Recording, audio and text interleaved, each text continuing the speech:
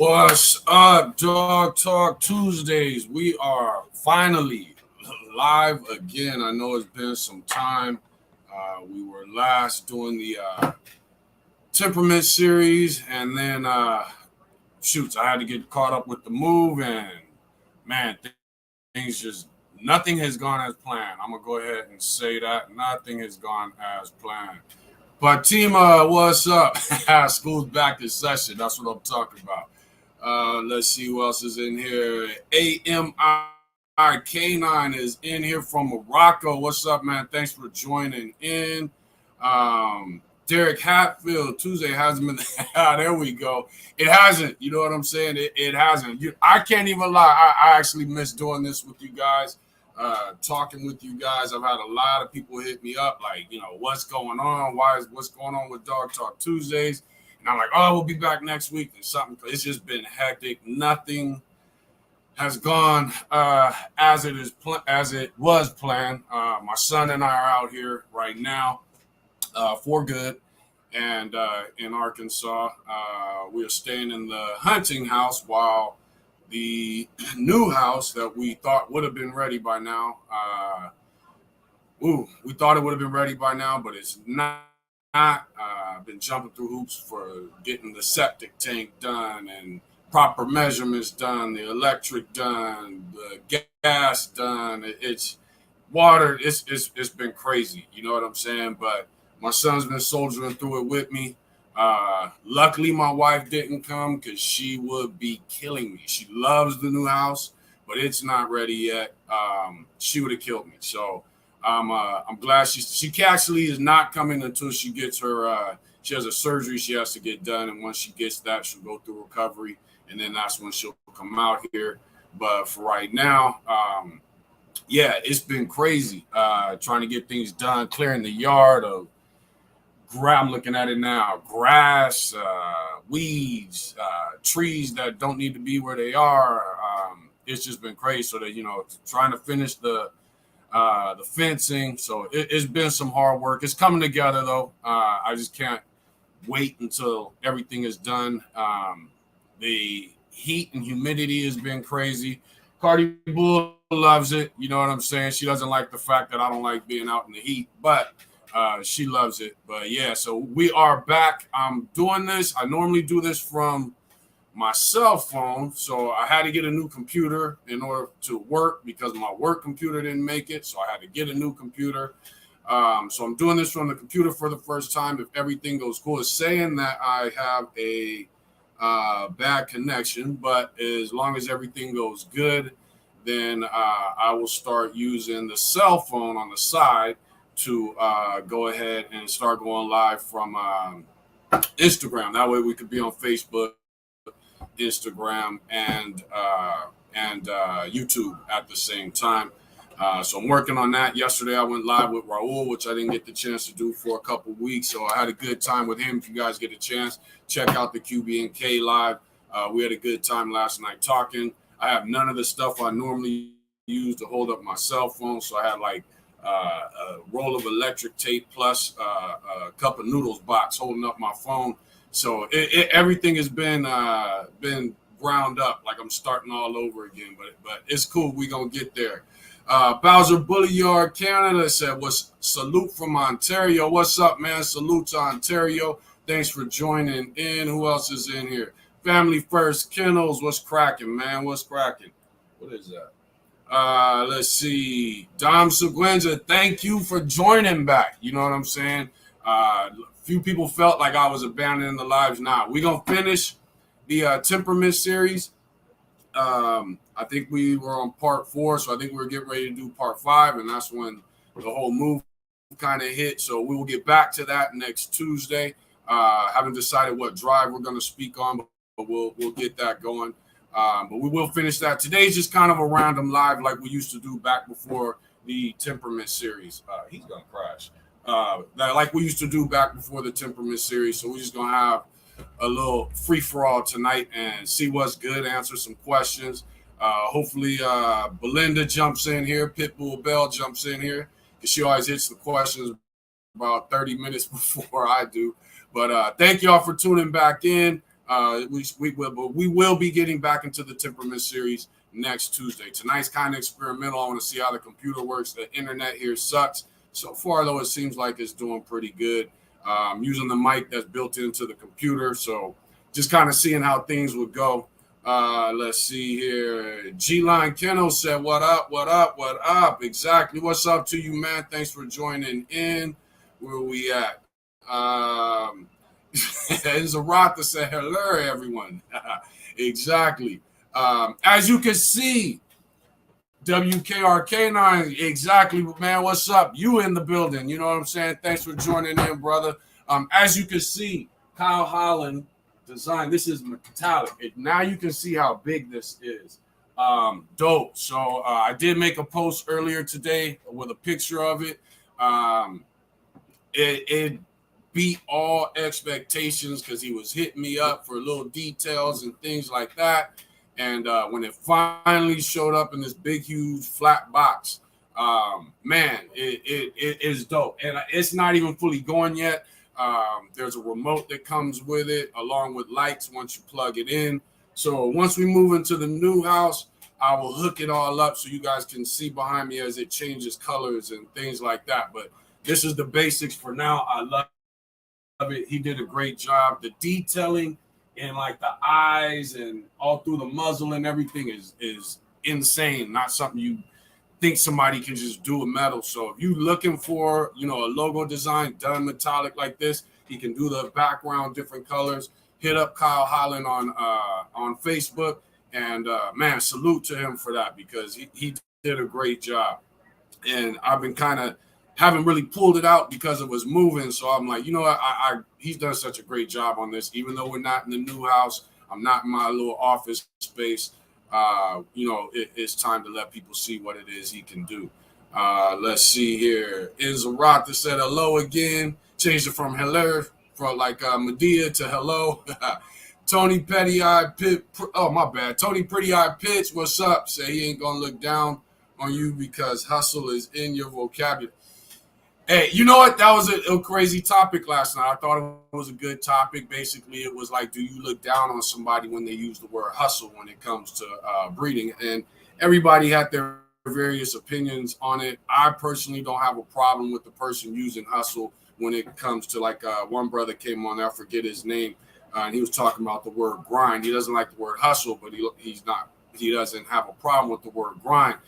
And my opinion of it, when I think of hustling and breeding, I think of the same thing. Like right now, I'm hustling. I'm grinding. You know what I'm saying? It's not like when I'm back in California 3 weeks ago and everything's in place. You know what I'm saying? So I don't have a problem with the word hustle when it comes to hard work. I have an issue with the word hustle when it's somebody and they're specifically using that term or that word just for money, and you're actually breeding life through these dogs, and these dogs through the American Bully, the Cane Corso, the Band Dog, the American Bulldog, the Pit Bull, because I know we got a lot of different type of breeders on these lives.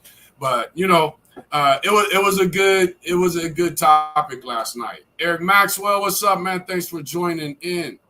Hotep Kennels in the house. Eric, man. It like I said, hit up Kyle Holland on Facebook. He's definitely on my friends list. Hit him up, and he's done some great work. He did mine. He did QB and K's.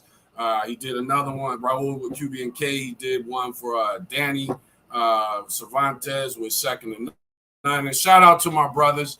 You know what I'm saying? I know it's been a couple weeks. I was able to join in yesterday. I didn't see Danny yesterday, but I was able to finally join back in yesterday. But shout out to those fellas. I have a good time with them, and I've been missing them doing the lives with them. Slayer said, glad to have you back. Man, it's good to be back. I'm glad to have you guys back, straight up. You know what I'm saying? Darren Bird said, was good, bro. I finally made it. I like your content. I'm a fan. For sure. You know what I'm saying? I just try. I don't get along with a lot of the older breeders of the bully community. Some I do, some I don't. We'll have a lot of differences of opinion, and some of them have their Facebook personas that they try to perpetuate on Facebook. And at my age, I'm just not trying to really see phoniness. So I don't appreciate, somebody trying to curve what would you say, a narrative that is not good for the dogs and that eliminates a lot of the new breeders. A lot of people look at it, they like talking down on, new breeders. And to me, these dogs, every breed exists due to the fact new breeders come along. So when I hear older breeders talking down to newer breeders or feeling like they got to stay up under their wing, and if they don't, then they bad mouth them. That is, it's a social media mentality, but it's definitely not good for the breed. So I try to keep my content focused on things that can help. Most of you guys know I don't promote our dogs for sale or anything on social media. I just try to come on here. I like the breed. I think the breed has a lot of potential. I think it's the breeders that are failing and not the dogs. And so I try to get on here and just try to help the newer breeders that are coming along so that you can listen to Daryl and go verify it for yourself rather than listen to some guy that's been breeding bullies for 10, 15, 20 years and his dogs are no better than the newer breeders, but they constantly want to push their way of thinking on you. So that's all it is, but I appreciate that. Donna Whitaker, what's up? There you go. Thanks for joining in. Yeah, I like it. It was done by Kyle Holland. I love it. Thank you, Donna. So let's go ahead and I appreciate that, Bowser. Let's go ahead and get into the topics, which is basically no topics.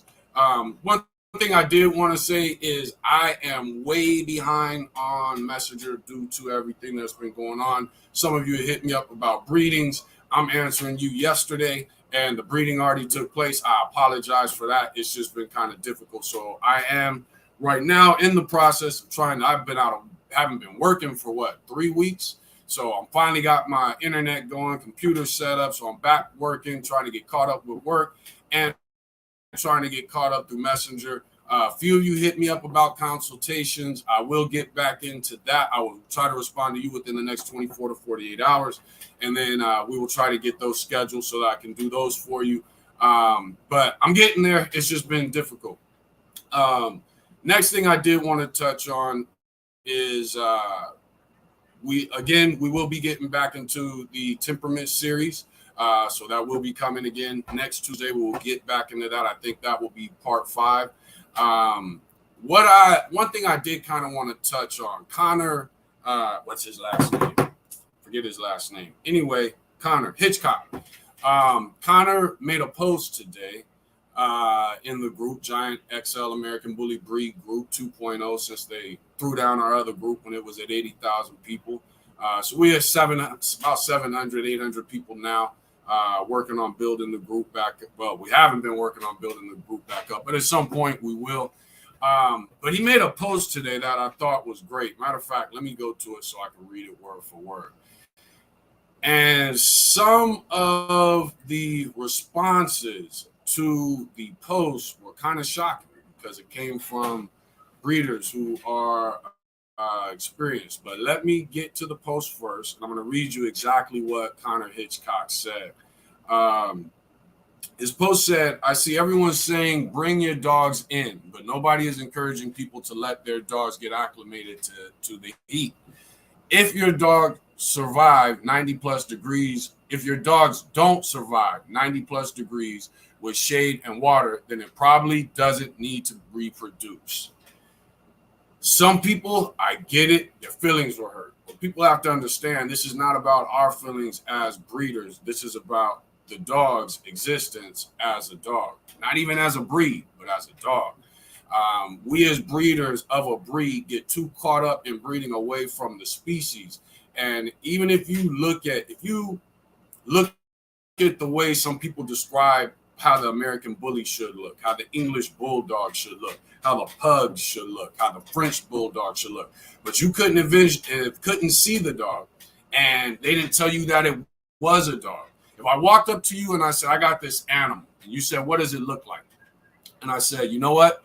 It's got a shorter mouth than most animals, especially those animals of a species. It's got a larger head. It's got short legs compared to its body and its weight.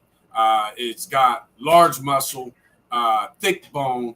What kind of animal do you think it is? You wouldn't say American Bully. You wouldn't even say a dog. You'd be naming like a platypus, a frog, a sea lion, a walrus. You'd be naming things like that. So I think what happens is we get so caught up in the breeds. You look at the UK now and how they're getting strict on the types of breeds that are allowed and the types of dogs that are allowed to be breeding, because at some point it does become cruel. I know, like Connor said, if I'm breeding a dog that can handle 90+ degree weather when he's in the shade and has water, I'm breeding for health. It does no good to breed, to do all these health tests, but then create a dog that can't survive around other dogs and can't do what normal dogs do in the weather that comes to whatever your state is. Cardi Bull's laying right here. She's in the house. She's in the air conditioner. I went live today after when I saw his post and saw some of the comments, but it just wasn't working on my phone, so I ended up deleting it because there was a lot of lagging in it and everything. But I'll try to do it again tomorrow. I'll wait till the temperature gets high. She's 100, and last time she was weighed was 106. She's probably about 100, 103 right now. But and I'll show you how she's running. 69% humidity, 96 degrees in the as far as the heat and the temperature. And she's running. She's having a good time. She does not want to come in when it's time to come in because it's too hot for me. That's how our dogs are supposed to be. They shouldn't shut down. They should be able to play, run around. When it gets a little too hot, if we're breeding for intelligence, they know, go lay down and chill. As I stated earlier, King of Diamonds is 163 pounds. Right now, he's probably about, my cousin usually brings down his weight. He'll be out here in a couple months with me, but my cousin usually brings down his weight to about 155, 160 and during the summer, and then he does it on his own when the females go into heat. But average, he's about 163, 165. If we wanted to be the typical bully breeder, we could easily take King's weight up to 170, 175, no problem. 180 if we wanted to just be done with it. But King at 163 pounds. Now, he grew up here in Arkansas for the first 9 to 12, about 12 months, first 12 months of his life. He grew up here in Arkansas, so he's used to it. But at his size, he's got the bone, he's got everything, he's got short. King has a shorter muscle at his size, shorter muzzle than most dogs in the standard class. But at the same time, he's able to function during the heat. He goes and he lays down. When it cools off, he gets up, he runs around, cools off to about 80 degrees. Where King lives now in Pittsburgh, California, it hits 105 and up. King's fine. He doesn't come in for air conditioning. He doesn't get any of that. I think it's sad when we take dogs that are smaller and we make excuses for them of why they shouldn't be out. I think it's also, I had somebody tell me today, well, these aren't working dogs. I've never said anything about working when it's related to the American Bully. I had another guy that said, well, why would you push your dog to the point where it dies? I don't have a dog I've ever pushed to the point of death. But we should be conditioning our dogs. And as I've said before, and we've all talked about here on before, our dogs should be exercised on a daily basis. It means that they get to the point where they're panting. When you hit that conditioning phase, that's when the dog starts drooling. When the drool turns to foam, that is when it is time to stop and allow the dog time to recover. You should be hitting that conditioning phase 2-3 days a week based off your plans and what your activities you participate in. But what happens a lot of times is we keep these dogs in air conditioning. We give them raw because of their allergies. What else do we do to save these dogs? We just make life so easy for the dog, and then we turn around and breed it. Next thing you know, we're breeding weaker and lesser specimens of the breed, and it continues, and it's hard to get rid of because we spent 2, 3, 4, 5 generations on doing that. So what I try to get people to understand is, as a breeder, not a pet owner, as a breeder, you should be pushing your dog so that you know what your dog is made of mentally and physically, not just color and structure. And in that way, when you breed that dog and you to another dog that has been pushed mentally and physically, You get puppies. You sell those puppies to people who may or may not push them mentally and physically. That's up to them as a pet owner. But at least now your dog can go to a variety of homes. When you are only selling dogs to fur moms and fur dads, the dog's going to be laying on the couch. That is a problem. And over time, those dogs, even though they're just staying on the couch, have a lower life expectancy. They become more stupid. Look at how many dogs die in the American bully community, and they're couch dogs, but they're dying at 5, 6, 7 years old. That's a problem. It's a huge problem. And until this community and these breeders admit that that's a problem, it's going to continue. Right now, we have the luxury of selling to breeders. I prefer not to. We still have yet to sell to a breeder, but in the American bully community, you have the luxury of promoting your dog with a good frontal pick and then selling to every breeder that falls for it. You don't have to speak on temperament. You don't have to speak on ability, which are the other two factors of which are the other 2/3 of what a dog is about: temperament, ability, and then its appearance, its aesthetics. So when we breed these dogs and we constantly make excuses and band-aids of Benadryl and raw and all these things, it becomes a problem. I won't breed a dog that can't eat pedigree. If you break out from pedigree, you're not getting bred. I'll give you a year, and I want to at least see you grow out of that allergy issue. I'm not going to breed a dog that's allergic to grass. I'm not going to breed a dog that can't operate and just be a dog in hot weather, especially for 15, 20 minutes. And we have to go back to that mentality as breeders. We cannot create a new breed from working breeds and guardian breeds and then turn around and promote this dog, this breed to the masses. Luckily, the masses don't even know American bullies exist. For you guys breeding band dogs, pit bulls, American bulldogs that come on my lives, I know you get exactly what I'm saying. But American bully breeders, you have to at some point understand you have a mentality right now with a breed that has so much potential that is failing the breed and is going to keep the breed strictly amongst breeders who only want to show dogs or have them sit on their couch. And eventually what's going to happen is other breeders are going to start pointing the finger and saying, those dogs are dumb. Those dogs have a low life expectancy. They look great, but they are inferior to every other breed that they come around. We got to prevent that somehow. You know what I'm saying? Let me go back through the comments, but we have to do better. We can't keep making excuses and band-aids for this breed. But back to Connor's post, what he was basically talking about is acclimating the dogs. A lot of times we talk on what to do when a dog overheats. But the reason I liked Connor's post, and Connor and I don't agree on everything, but the reason why I liked his post and I shared his post is, how do you prevent it? How do you prevent needing the alcohol and the lemon juice and all these other things that we use to cool a dog off when they're overheating? He spoke on acclimating the dog. That is the first thing. The second thing is exercising and conditioning your dog. As far as acclimation to hot weather, a lot of people had a problem with what he said, or they threw in, yeah, you're right, but here's the deal. The word acclimation covers a lot of what people were trying to say. You can't do it in 2 days. Of course, that defies the whole purpose of the word acclimation and the definition of it. All he's simply saying is, bam, you start feeling, summer's coming. It's winter. Summer's coming.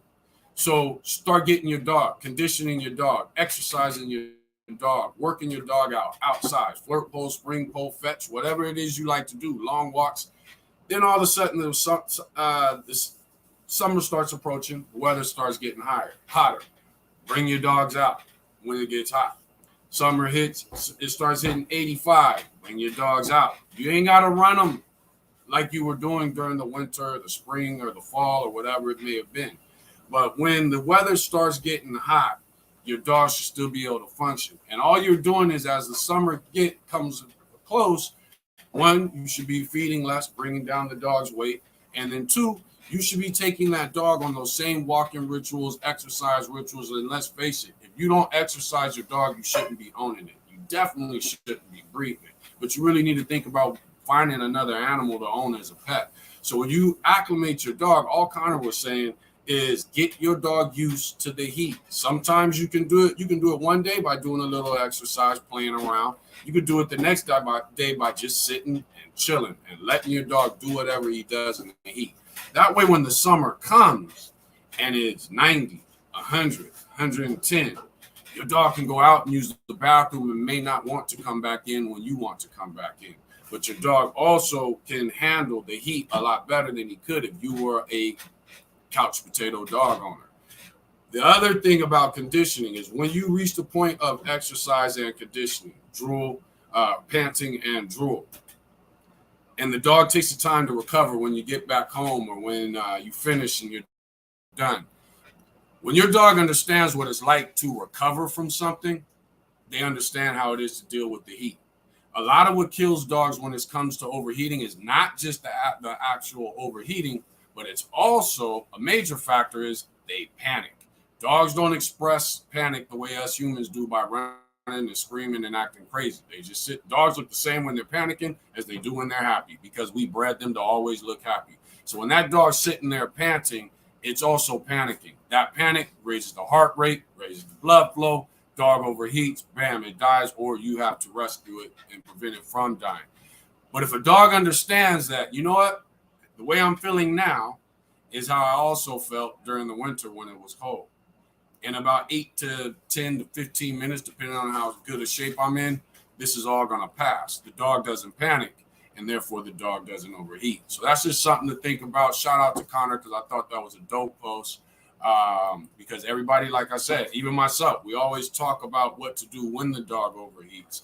I've talked a little bit about preparation for the summers. I've seen other people talk about it, but I like the way he worded it and the way he went about it. I was just shocked and in awe by the people who gave excuses for a do-nothing docile dog and how it should stay inside on the couch. I mean, where's it going to shit and piss? You know what I'm saying? Dogs got to go out. He should be able to have fun when it goes out. Like I said, Cardi Bull, she's in the air conditioning, but we work her. We can not work her, but we condition her. We exercise her. So and sometimes she just does it on her own. So when the summer hits, she's good outside in the weather. You know what I'm saying? But yeah, I thought it was a dope topic. Slayer the Pit, finally the real dog talk is back. What's up, man? Thanks for joining in. And now I lost where I was. There we go. So we, like I said, this is gonna be a random live. I'm gonna get to you guys questions if anybody has any. We will definitely get to them. What's up, Jose? Thanks for joining in. Max Templo, what's up, man? Thanks for joining in. Yeah, we got here safe. It was a 26-hour drive, I think it was, 26-hour drive, but we got here. Now I'm just waiting on our stuff to get here and these people to get our utilities hooked up. So right now, like I said, we're in the hunting house over here just dealing with everything as it is and trying to get the yard ready. Yes, I love it. Like I said, this logo was done by Kyle Holland. Dope job, way better than I expected.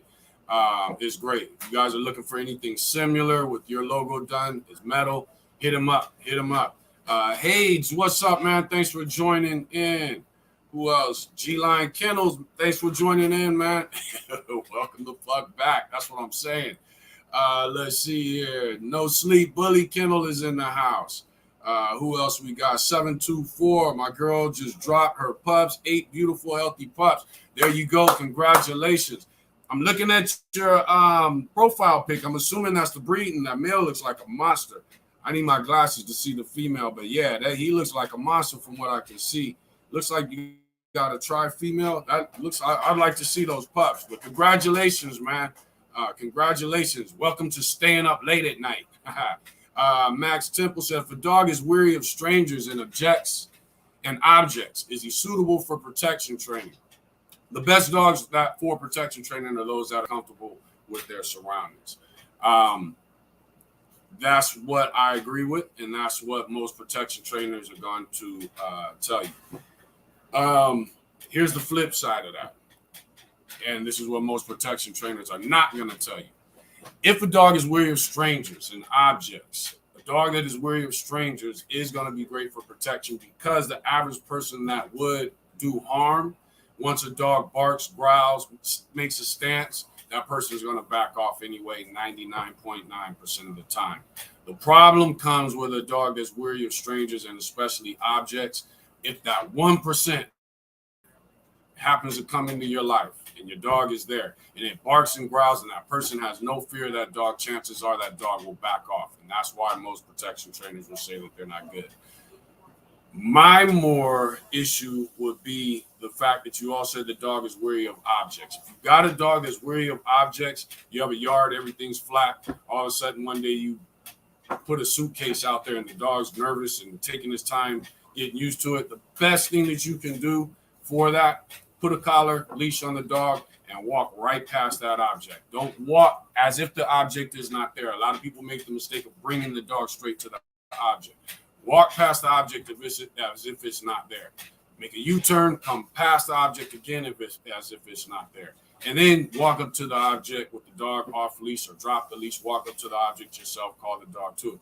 And that's how you get the dog. Once your dog comes across enough objects, different shapes, different sizes, and it will start to learn that most things aren't an issue. It will also start to learn to use its nose from a distance so that it can tell that that object is inanimate. It's not alive. It can't do anything. It's never going to do anything. As far as strangers, best thing you can do is start taking the dog out to socialize. Socialize doesn't mean people approaching your dog to pet it. Socialize means your dog is able to ignore the things around it. Get your dog used to walking past people. Cardi Bull is very protective. So and she's gotten even more protective. We had a little situation at the house where a guy showed up to drop off mail, walked right past the beware of dog sign. He came in, didn't know she was in the back part of the house. She came around, had him trapped. Luckily, my sons opened the door. I came out because my wife has a collection of sticks from like 4 to 5 feet tall that my youngest son used to collect when he was little. So we've had these sticks almost 20 years. And the guy was using, you can tell he had used the sticks to throw at her, probably hit her with one of them. There's no telling. We didn't see all that. But just by the way, the sticks were all over the place. So because of that situation, then us moving out here, she's become a little more protective. Now with Cardi Bull, it's not just a bark and a growl. She's willing. And a lot of her traits, I don't think are necessarily naturally her. I just think she has the heart to back them up. And she kind of picked those traits up from being around my catch dog and my Jack Russell. She just has the heart to also back up her imitation of those two dogs.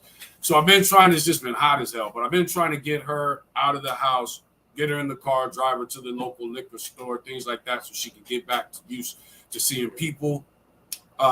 We got people that are coming to get our utilities and all that stuff in place.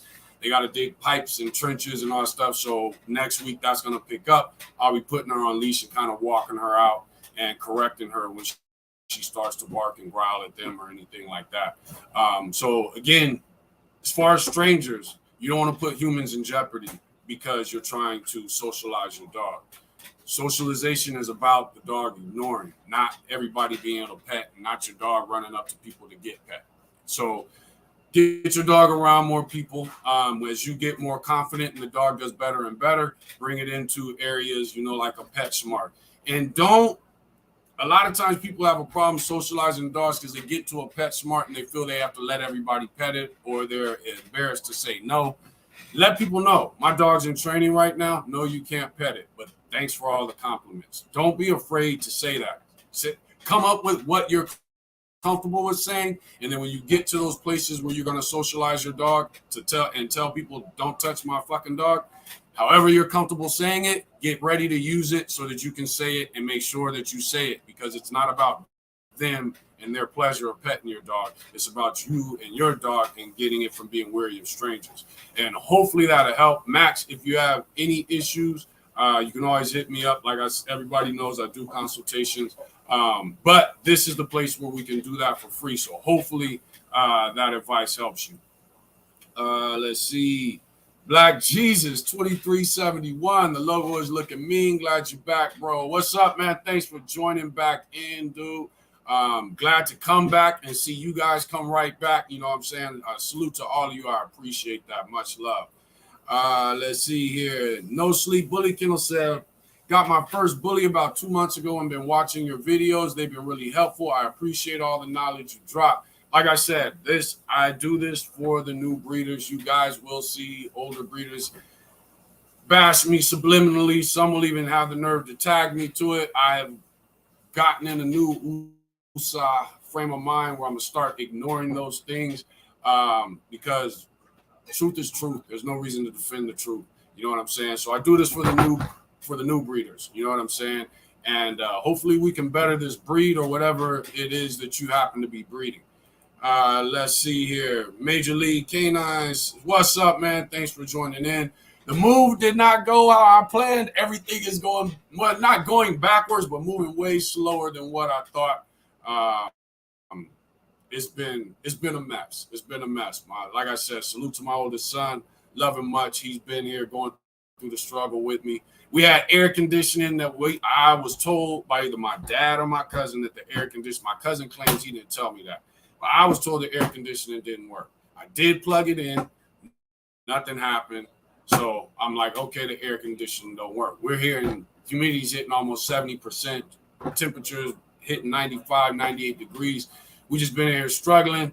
My other cousin who lives out here in Arkansas comes to the house and he's like, I'm the one that installed it. It has to work. Turned out all I had to do is hit the reset button. So now we at least have some air conditioning. It's hitting the kitchen. I'm trying to get other fans to carry it from the kitchen to the rest of the house. But so it's been rough, but at least it's gotten a little bit easier. James, what's up, man? Thanks for joining in. Calculated Bullies is in the house. Let's see. Is Zarata what is that? An S or a dollar sign? I missed that. You about to make me have to pull out my glasses. And I don't wear my glasses, but it's only a secret. Don Seguenza said the yard and house look good on that live. A lot of space. Got a lot of space. It's just a matter of getting it together. My initial plan was to tear down the inside of the barn and to cement it. But, man,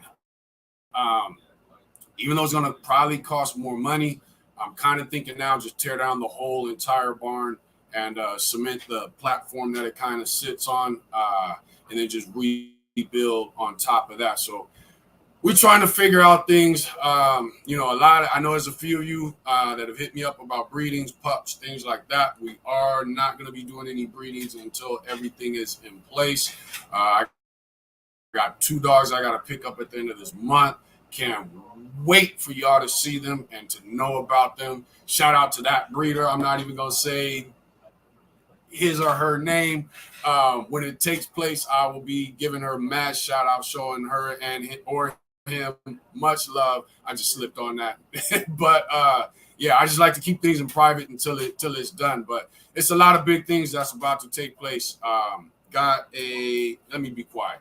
But anyway, it's a lot of big things that's about to take place. A drone plane will be required, but it's going to be good. We're about to do some big things, and you guys will be the first ones privy to it. Let's see here. Who else we got in the house? Yo, what's good? What's up, that dude? But like I said, this is a free-for-all live. We will get back into the Temperament Series, touching on the next live. We'll get back into part 5 next Tuesday. I just kind of wanted to do this live because I haven't fucked with y'all in probably like 3 weeks.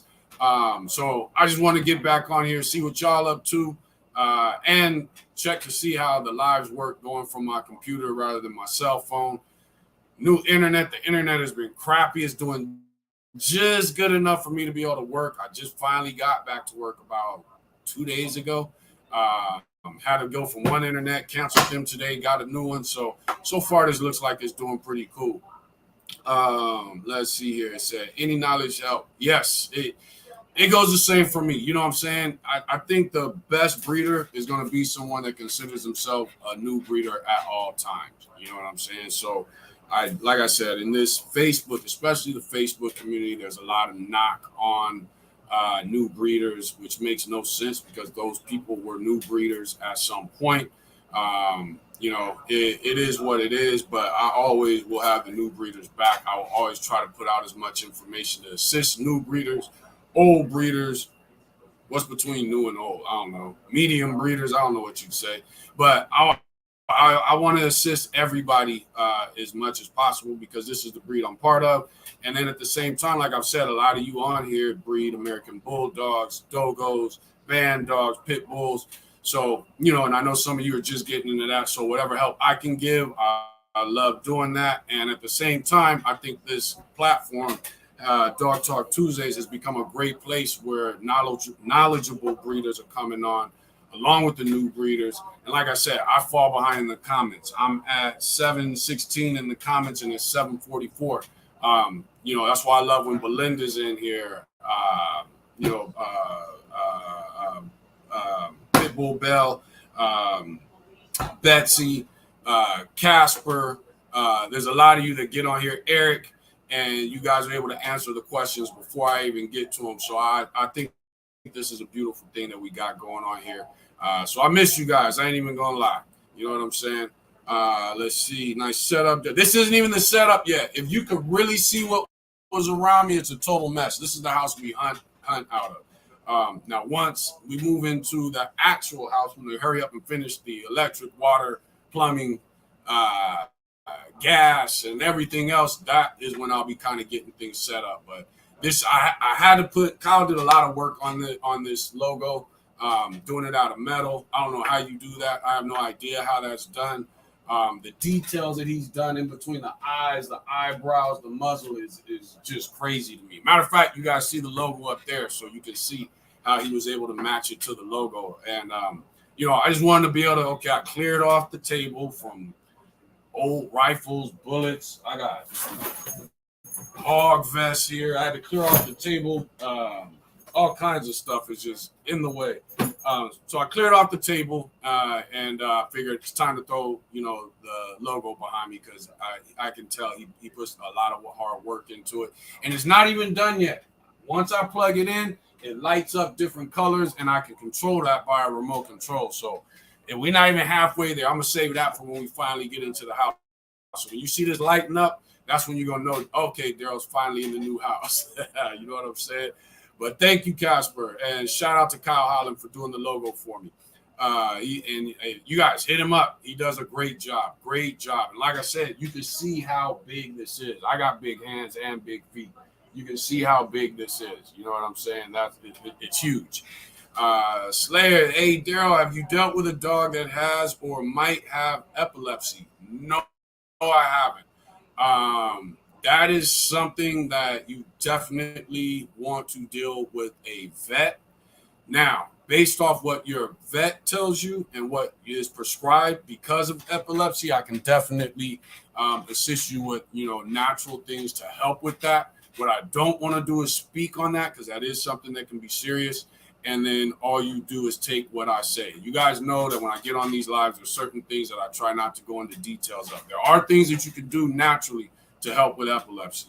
But first, go to your vet, let them say whatever they're going to say, prescribe what they're ever going to prescribe. Hit me up. That's an easy, short conversation. That's not something that I would consider a consultation.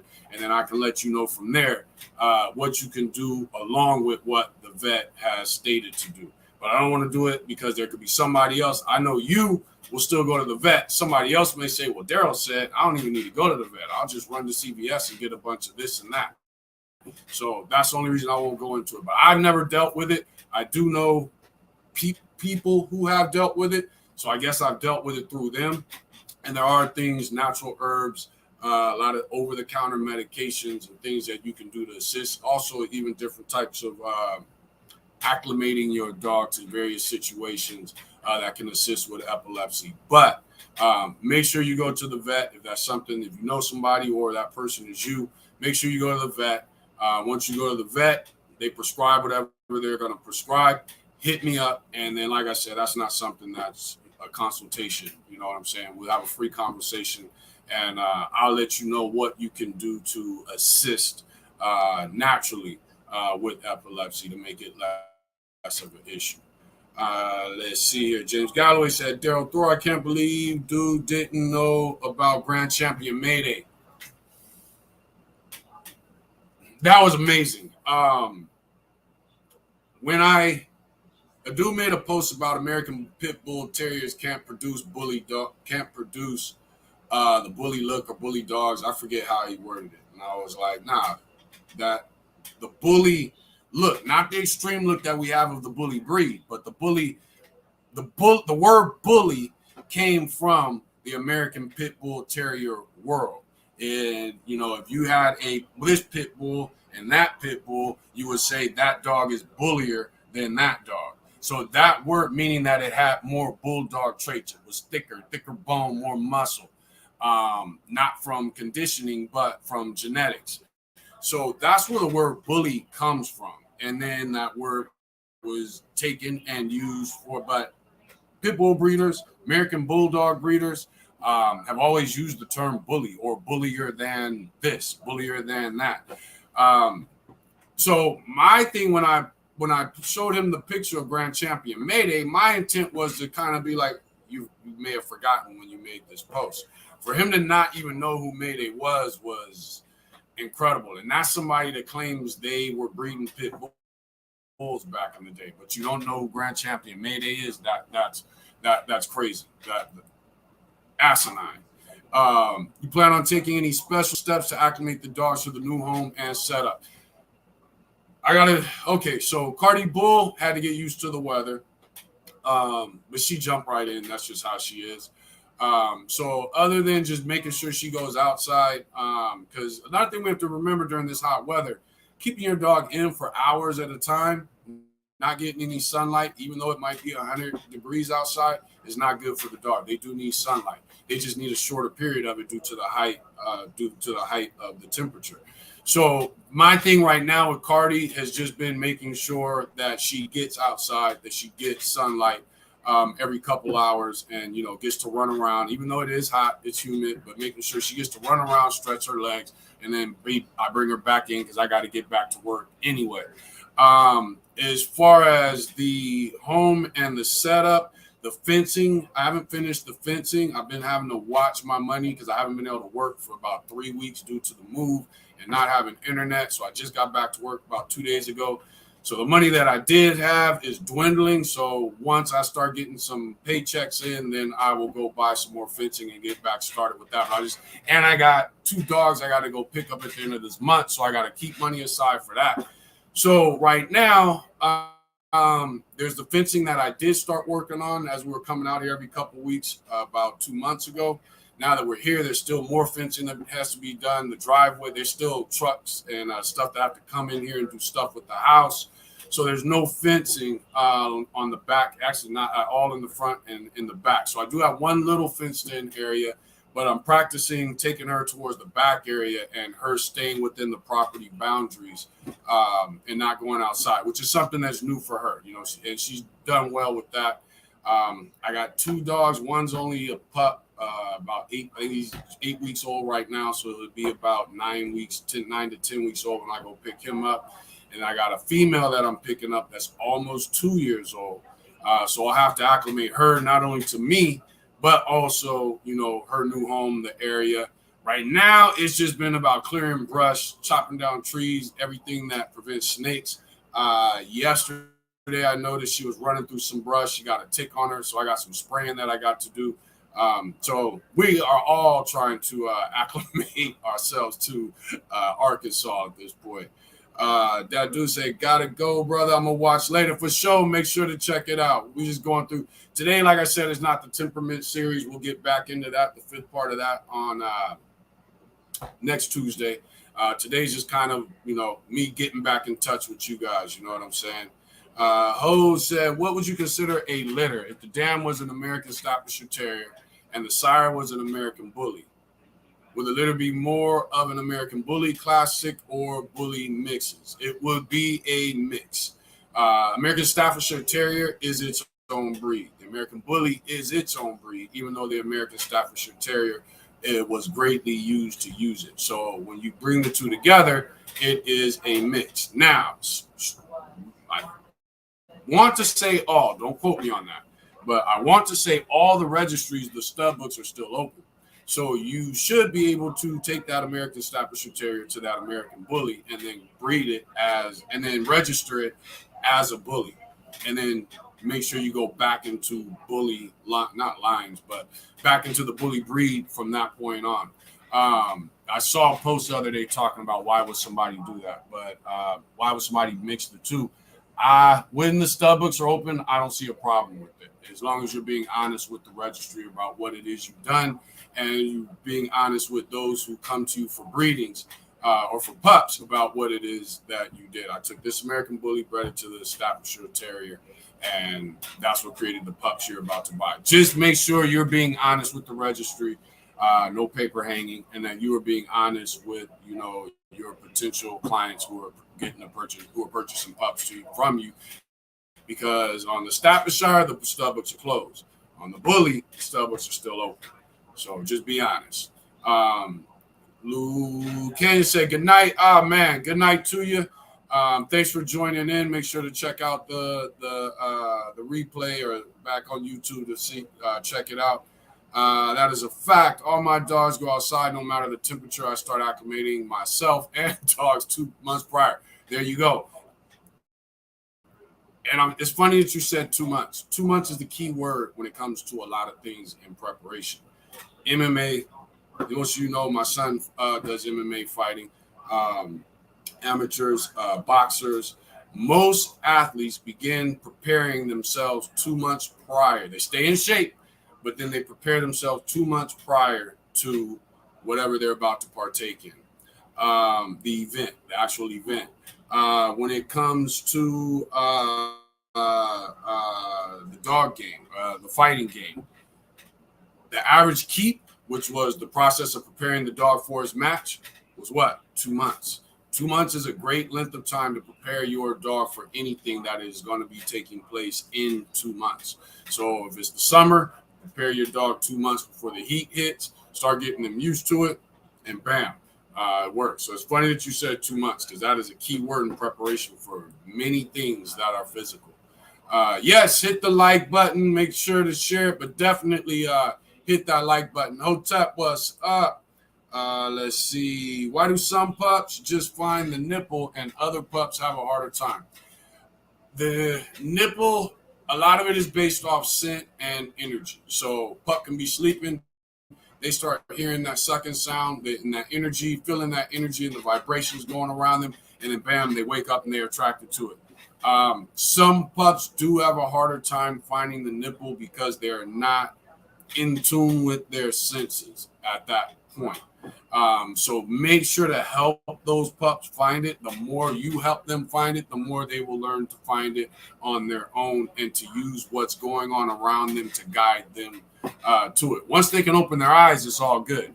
But until they open their eyes, a lot of it is about energy, touch, smell, and they have to learn how to use touch, energy, and smell to their advantage. So that's why some will have a harder time finding it than others. Doesn't mean they're less intelligent. It is something to look for and keep an eye on. The pups that had a harder time finding the nipple, do they have a harder time learning other things 4 to 8 weeks from now? So it's definitely something to pay attention to. It has always been something I've paid attention to. So pay attention to it, but it's not a bad thing. What's up, bro? I finally got to catch the live. Appreciate all the info. I have oldies, but the information you give is good for all breeds. Man, thank you for that, and I salute that. I salute you for joining in. I see the one you got there. That's a nice looking oldie. Good looking dog. I don't like what I've seen a lot of people do with the oldie. They've kind of gone the American Bully route where they're trying to breed them bigger and bigger and more massive, when the oldie was supposed to be a dog that had the potential to work. But I like what you had there. Exactly, makes them weaker, more fragile. I agree. Let's see. Kyle Holland, that's my dude. This is the guy that made the logo right here. Love this. I appreciate the love, fam. Man, no problem. I appreciate you for doing it, because I could tell hard work went into that. Once we move into the new house, that's when I will go ahead and plug it in and get those lights and everything going. I just wanted, to show you some love by putting it up. We're still here in the hunting house, but I figure everybody needs to see what it is you're able to do. You know what I'm saying? So much love to you for doing that. You know what I'm saying? You did a great job on it. Canyon said you preaching, bro. I hope so. You know what I'm saying? Let's see here. WKR says summertime is like kryptonite to a lot of American bullies. It is, and that's unfortunate. It's become that way for a lot of dogs. you know, I would probably say the show ring was the first time that dogs started being bred for, thicker bone size. If you look at like the show version of the golden retriever, the Labrador, the Greyhound, the Amstaff is the show version of the Pit Bull. They all have thicker bone, more mass, and which isn't a bad thing if you're still conditioning the dog. But yeah, it's gotten to the point where it's actually a kryptonite for a lot of breeds right now. And the shorter the muzzle, the worse it can be. But that's the truth. And it's hitting American bullies hard because of the internet and our fascination with breeding dogs for what's impressive in pictures. James said, too many are okay with a weaker version of what should be a great breed. Man, I love how you said that. Matter of fact, I'm going to read that again. Too many are okay with a weaker version of what should be a great breed. I don't think most could handle what this dog could be. It's just a money game to them. I agree. On the flip side of that, I think if you look at the breed standard when it comes to temperament, and breeders start taking temperament more seriously, and the drives that make up temperament and the level of thresholds that make up those drives, you can achieve what the ABKC or the UKC, whatever registry is looking for with the American Bully, and still have an intelligent, driven, healthy dog that can handle temperatures and higher temperatures and things like that. The problem is when we take our own versions, and sometimes it's the registries and the show judge's fault, we take our own versions of the written standard, and we then turn around and we make a weaker dog due to preference, not because the standard. If you look at the American Bully standard for the ABKC, the UKC tells you the dog should be able to perform and compete in competitions. The ABKC has no ability expectation in its written standard. It used to at least say the dog should be agile. Now they've taken that out, and that has opened the door for more bulldog type traits. And we are creating a lesser version of what the breed started out. Some of you may have seen the live that I did with Terrell Quincy. This was a few months ago.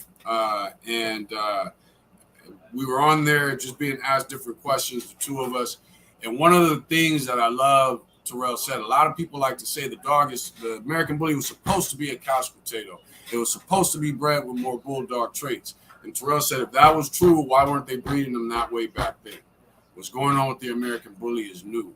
And so it was dope to hear somebody who was part of the creation of the breed, the promotion of the breed, just come and just speak the truth in just a few words. You know what I'm saying? So shout out to Terrell for that. No C Bully Tail said, how often should you deworm when feeding raw? I don't feed raw other than I do raw ground beef. It's frozen for a long period of time. I would suggest you wanted to deworm the dog.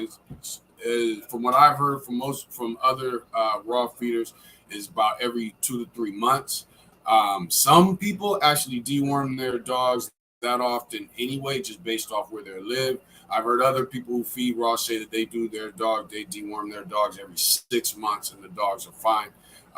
But I have heard, I'm just trying to aim for the earliest. I have heard raw feeders say they deworm their dogs around every 2 to 3 months due to the fact that they're feeding raw. So that would be something I've never looked into it. I'm just going off what I've heard from raw feeders. So it's definitely something to look into. Let's see. Max said, what's the best time to start running your pup and working him harder? Not until they are, okay, hold on. Depends on the breed. Jack Russell, some of you know that was something I dealt with for a while. Smaller dogs, Jack Russells, Beagles, things like that, you can start working them right around 6 to 8 months and push them. But that's because of their build, and they're small and they're lightweight. When it comes to these larger dogs, band dogs, pit bulls are almost the same as Jack Russells. When it comes to your mastiffs, your band dogs, American bullies, things like that, they're growth plates. If you look at a bones connect, like this. And when they are young, the bones sit apart. Once those growth plates come in and start to bring the bones together, that's when you can start pushing the dog harder. That doesn't take place though. Those growth plates don't come into full effect until about a year and I'd say about 18 months. So about a year and a half is when those growth plates. Until then, now, can you play with the dog? Can you exercise the dog? Take it for walks? Yes, I would say start that process around a year. But make sure it's short, make sure it's quick, keep the food light so that you don't have to do a lot of exercise. And then once the dog hits about 18 months old, a year and a half, that's when you can start pushing the dog, increasing food intake, things like that. But until then, always keep the dog light and just have fun with your dog. Training, there's a lot of other things that we can do. You sound like me. I get a pup and I just want to work it. You know what I'm saying? That's just my attitude. I want to start conditioning, see what he's made of. I have to hold back for another year and 6 months before I do that. And especially with these larger breeds. Let's see. Been working my little classic with a drone and she loves it. I make her stop after like 10 minutes. There you go. I'm just in my backyard, so I bring her in and her condition is getting better. This is in Phoenix. Seeing you in Phoenix, Arizona. See what I'm saying? So you can't run from the heat. Let it regulate what we do, but don't avoid it. Otherwise, it just has a negative impact on the dogs. And you never know what happens if your air conditioning shuts down. Though you'll be miserable, you still want your dog to be able to survive until you get an air conditioning person out. I don't know. Emergencies take place, and I think we should all be ready for them. Let's see here. James said, Max Tempo, I don't start running my dogs until 6 months to a year. Yeah, and it depends on the breed. You know what I'm saying? Depends on the size. You know, if you've got a lean pocket, that he can start working and doing conditioning earlier than, you know, your lean XL. You just got to remember those growth plates don't connect on thick dogs and big dogs until about a year and a half. And you want those to be in place. So I would say take it easy. But at about 6 months, you can start getting the dog ready for the things that you're going to do. Let's say you want the dog to run A-frames. Well, at 6 months, you can kind of let it crawl up smaller A-frames, things like that. So you just don't want to push it. That's the main thing. Welcome back. What's up, Chuck? Thanks for coming back, dude. I'm glad to be back. You know what I'm saying? They see it from the bottom to the top. There you go. Let's see. Rose said that was a move, brother. I see you getting everything set up out there. I'm trying, dude. It's slow. It's hot. It's humid, but we getting there. The local liquor store. Exactly. Sometimes you got to put it to use. The community needs the knowledge you bring. Thank you very much. And like I said, the reason I love doing these lives is because there's a lot of you that join and you also bring your experiences and your knowledge. You know what I'm saying? You guys have seen me on these lives before and somebody says something, especially Belinda says something that I'm like, okay, that makes sense. I never thought of that. You know what I'm saying? And that's why I like doing these lives. We can all get on here and teach each other. You can't type right now. What you mean? Let's see. Check in from North. What's up, Exile Oasis from North Carolina? Thanks for joining in. Fatima, congratulations on your family's move. Yeah, it's only the two of us here now. My wife will be here, I'm thinking, in about a month after her surgery. My daughter, she's staying with my aunt right now. Her and her best friend are trying to find an apartment because she graduated from college 2 years ago. She's going back to law school. And so right now she's focused on, getting her apartment set.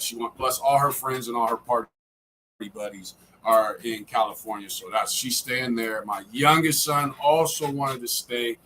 So he moved with my mom and my dad. So it's going to be me, my wife, and my oldest son out here. And then my youngest, they'll all be coming to visit, plus on a regular. And then my youngest, he'll also be back during hunting season because the new house is on the same property as the hunting house, which is the house that we're in right now till they finish everything.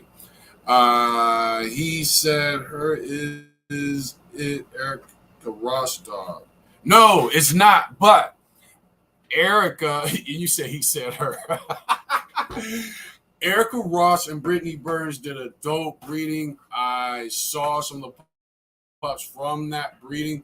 What I thought was super dope about the breeding is the ability of the dogs. Most of you know Erica Ross. She does hard catching with her bullies. And then Brittany Burns does protection with hers. And they both probably do a little bit of the other two things. And then they did a breeding together. I don't know of them doing breedings together before. I was very interested in that breeding. It's just that the timing was bad because I really love both of their dogs that they happen to breed. Gangsta's Erica Ross's female, Brittany Burns, I forget what her male's name is. But I thought that was an incredible breeding for the American bully community. And I think that breeding is something that should be celebrated in the American bully community because you took two working dogs in this breed, bred them together to produce pups that are going to be able to do whatever it is. You know what I'm saying? So I thought that was a dope breeding. I did talk to Erica Ross about the breeding. It's just that the timing was bad. But salute to Erica Ross and Brittany Burns for that breeding. I think that was something great, you know, for this community, the XL American bully community. Heart and Soul Bully says, so glad you are back. Can't wait to hear about your upcoming dog secrets. It's going to be some big things taking place. Dealing with some people in the community to get some things going to kind of help things get going with events and things like that to get this breed in the right direction and away from those people that constantly want to slow it down, hold it back, and make it just a do-nothing dog. But I'll be unleashing those secrets. There's just a lot of things that are going on that some of it is a little over my head and some of it is, like I said, it'll be coming soon. I think you guys will like it. I think you'll be impressed, and I think it will be something that really helps the bully community. And one of those things I think will help the dog community in general. So it's coming. Things are moving slow, but they are coming, and we are approaching the end to a lot of the things that we've been working on. I can't even tell you guys the people. So, but we getting there. We almost there. 724 said, do you not got a subscription button? It should be one on there. It should be one on the subscription. There should be a subscription button on the YouTube. I don't know why there wouldn't be. Hold on, let me go in there and see if I can find it. Let's see here. Oh, you know what? I don't think I've logged into YouTube on this computer. Let me see. I'll check that out later, but it should be on there. See, the system's slow. Let me get off of that. I'll find it later because I don't want that me trying to do that, messing up the internet. The internet here is crappy. This was the best I've been able to find so far, but it's been crappy. So far, it's doing okay, though. Every day is a chance to learn something new or master what we may already know. Exactly. That's what it's about. Knowledge, wisdom, and understanding, you know, and you have to be able to put it into effect. Look out the window and see if there's a truck that went into the new home area. No? Okay, cool. But yeah, that's what it's about. Knowledge, wisdom, and understanding, and then putting it into action. CPT Bullies, what's up? CPT, where I'm from in California, stands for Compton. So what does CPT stand for? I meant to ask you that a few weeks ago. Let's see. H900 said that's dope. Let's see here. Have you ever experienced any issues with pups from an inbreeding or heard about issues later from a client? Yes.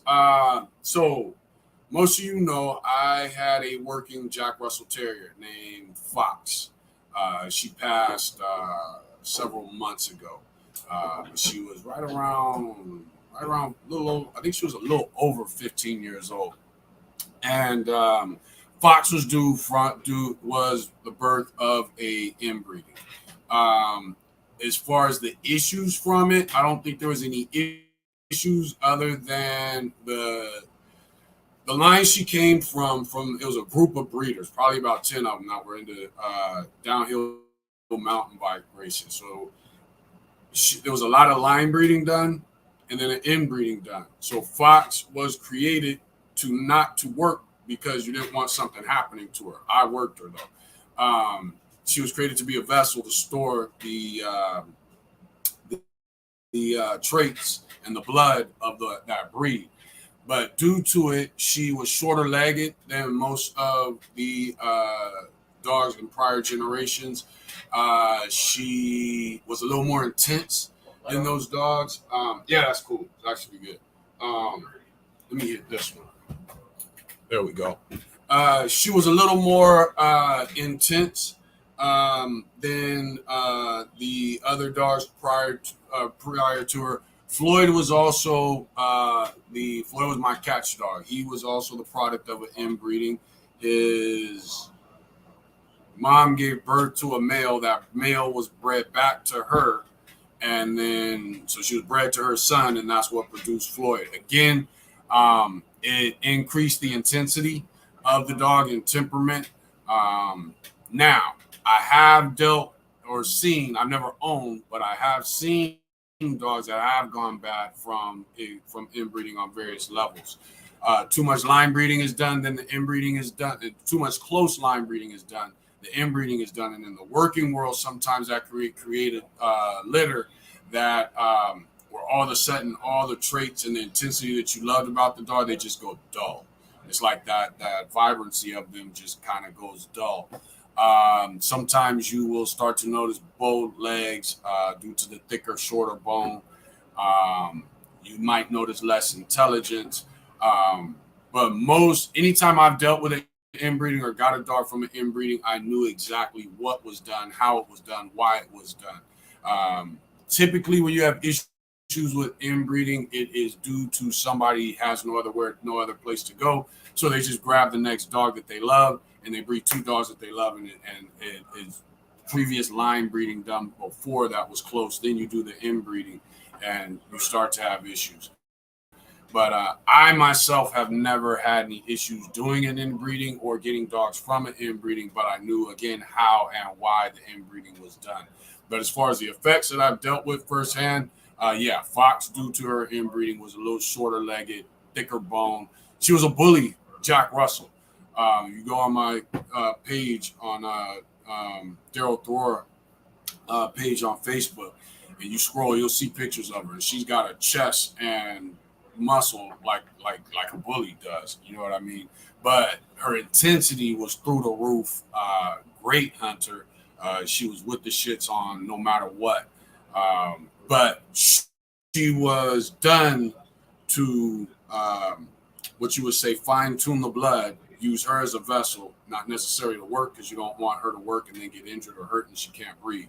Although I went ahead and I worked her. But she was done to preserve the blood that she came from, then do an outcross or a distant line breeding to bring that back to life. And that's usually why inbreeding is done.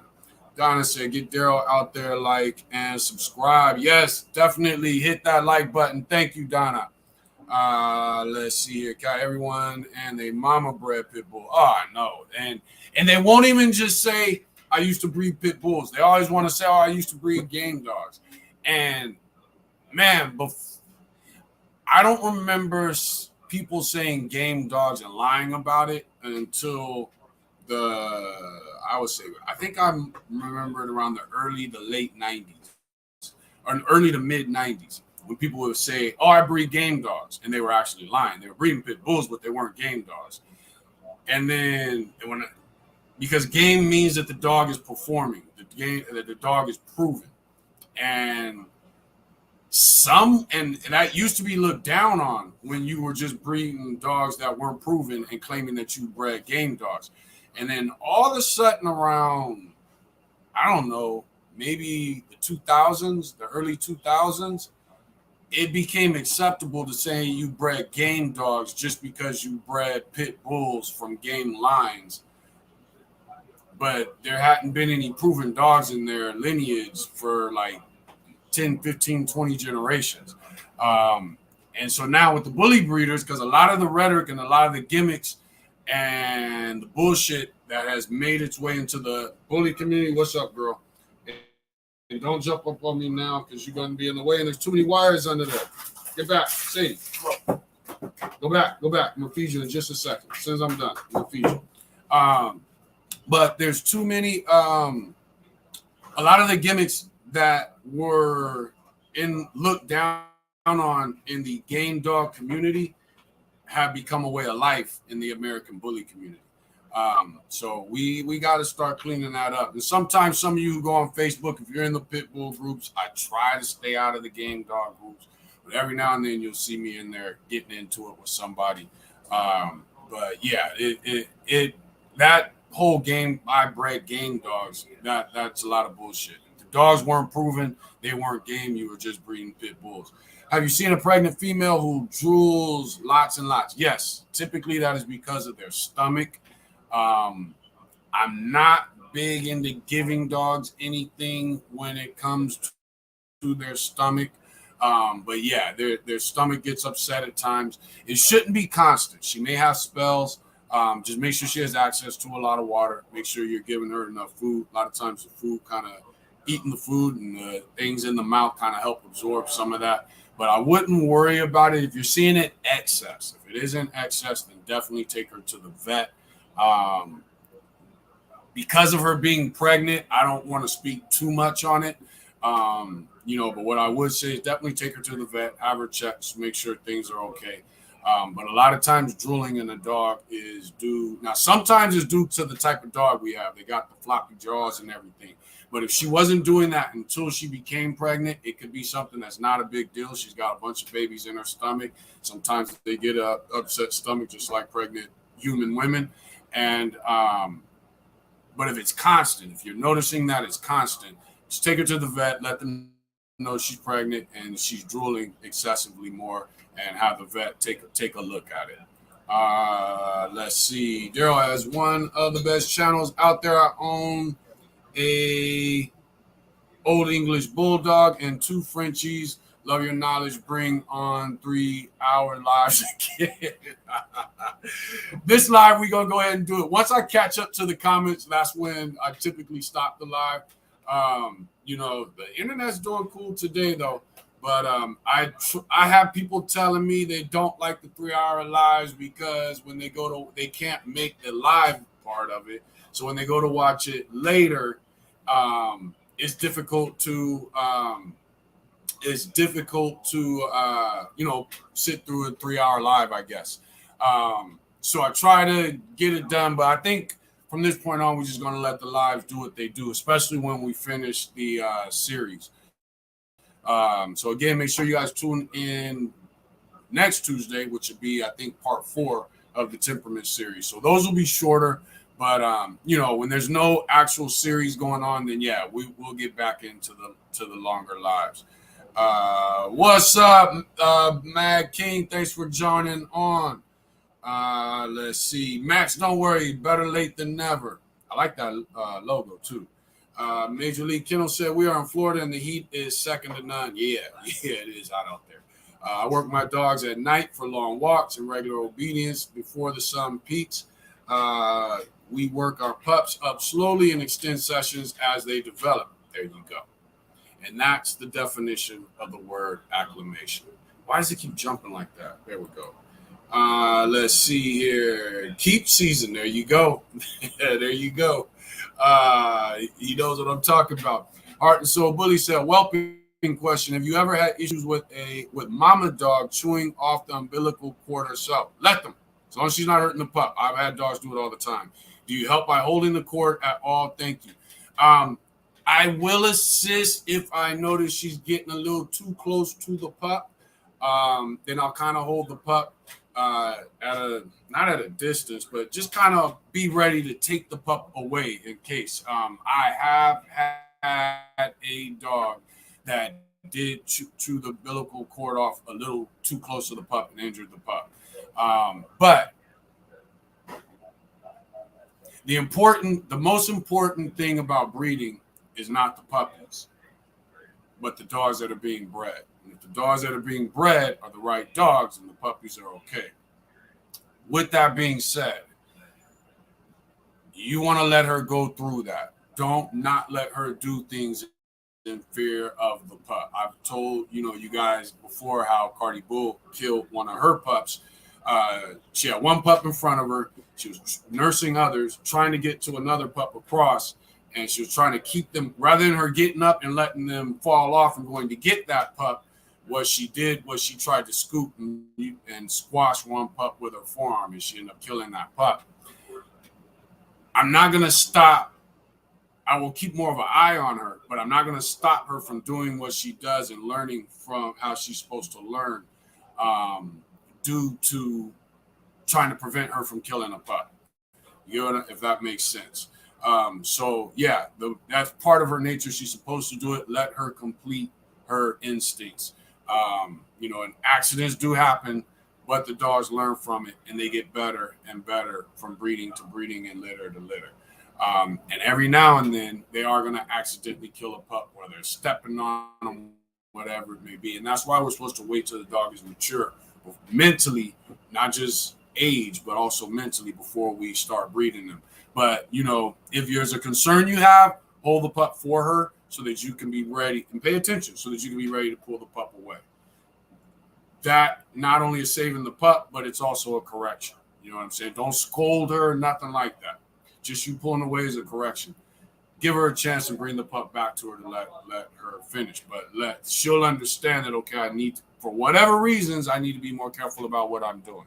But let her do what is natural to her instincts. Don't deprive her of that. And every now and then, a mistake is going to happen by the dog where she accidentally kills a pup, maybe two, maybe three. It's okay. She is more important than that litter is. And let her learn from it.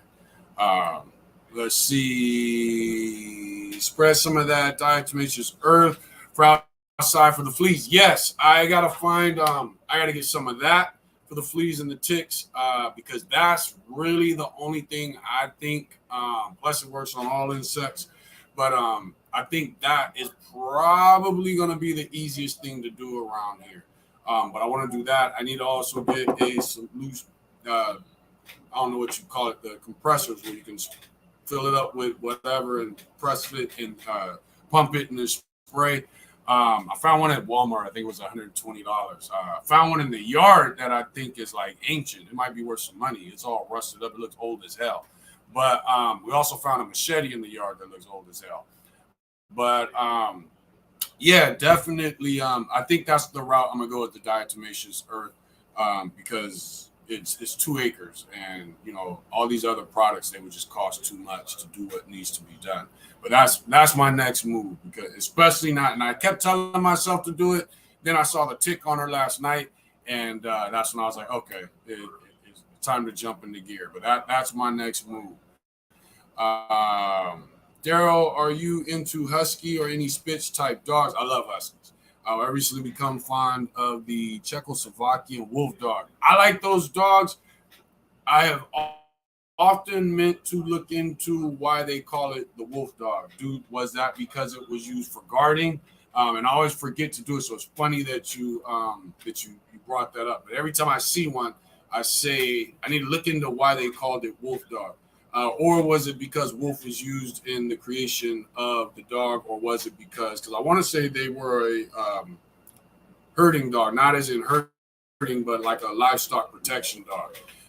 But yeah, I do like the husky, and I love huskies. Matter of fact, when we were living in California, our neighbor had a husky. Now, the problem with huskies is they love to run. They love to get out the yard. They love jumping fences. And when he first got it, I used to help him chase the dog down and all that stuff. After a while, I just stayed in my yard and would laugh. But because the dog was just running just for no reason. But you have to watch huskies. They do have a very high roaming instinct. I have dealt with several huskies where I've had clients that own them and have problems with them jumping the fence, leaving the yard when it comes to training. And I love them. Some huskies can be a little bit offish, but I think they're great dogs. G-Line said, I walk my boy about a mile a day, no matter what. He is 8 months. There you go. And when the temperature hits, you sometimes have to compromise. What you don't want to do, even if you shorten up the mile, what you don't want to do is stop walking in. That's the problem that I think a lot of people are having. You know what I'm saying? And like somebody said earlier, I think it was Eric's. Sometimes you got to acclimate yourself and your dog to the hot weather. Let's see, like the sign in the back. I'm just coming on. Thanks for joining in, Gihoida. And Kyle Holland, he was in here. I think he might still be in here. He did a great job on it. H900, what is the best thing for flies? This is what's funny about flies. I see people that get the fly traps and they hang them right around their dogs' cages. Don't do that. What you want to do for flies is, if you get fly traps, hang them as far away from your dogs as possible. Clean your yard of dog poop and as much as possible. Another great thing for flies, a lot of times you drive past a farm, you see cow tags. They're like the orange things. They're different colors, but I think most of the time I see them, they're orange. They're like a triangle hanging from the cow. Those prevent flies. Hang those. Now, those prevent flies. They don't attract flies. Get cow tags, hang those around your dog kennels and your dogs. That will help keep flies away. And then get your fly traps and put them as far away from your dogs as possible. I see a lot of people hanging fly traps right by their dogs. Yeah, flies will go to the trap, but they'll also go to your dog. So between the fly traps and cow tags, fly traps to attract them away from the dogs and kill them, and then the cow tags to keep them away from the dogs. A lot of that helps. There are also various herbs you can grow, and my mind just went blank. There's an herb you find around flower. It's purple. What's the smell we all love from Fabuloso? Lavender. Lavender also helps keep flies away also. I said Fabuloso to get my mind straight. 2 or 3 months or 2 or 3 weeks. Not sure of the question because I know I'm behind. 2 or 3 months or 2 or 3 weeks.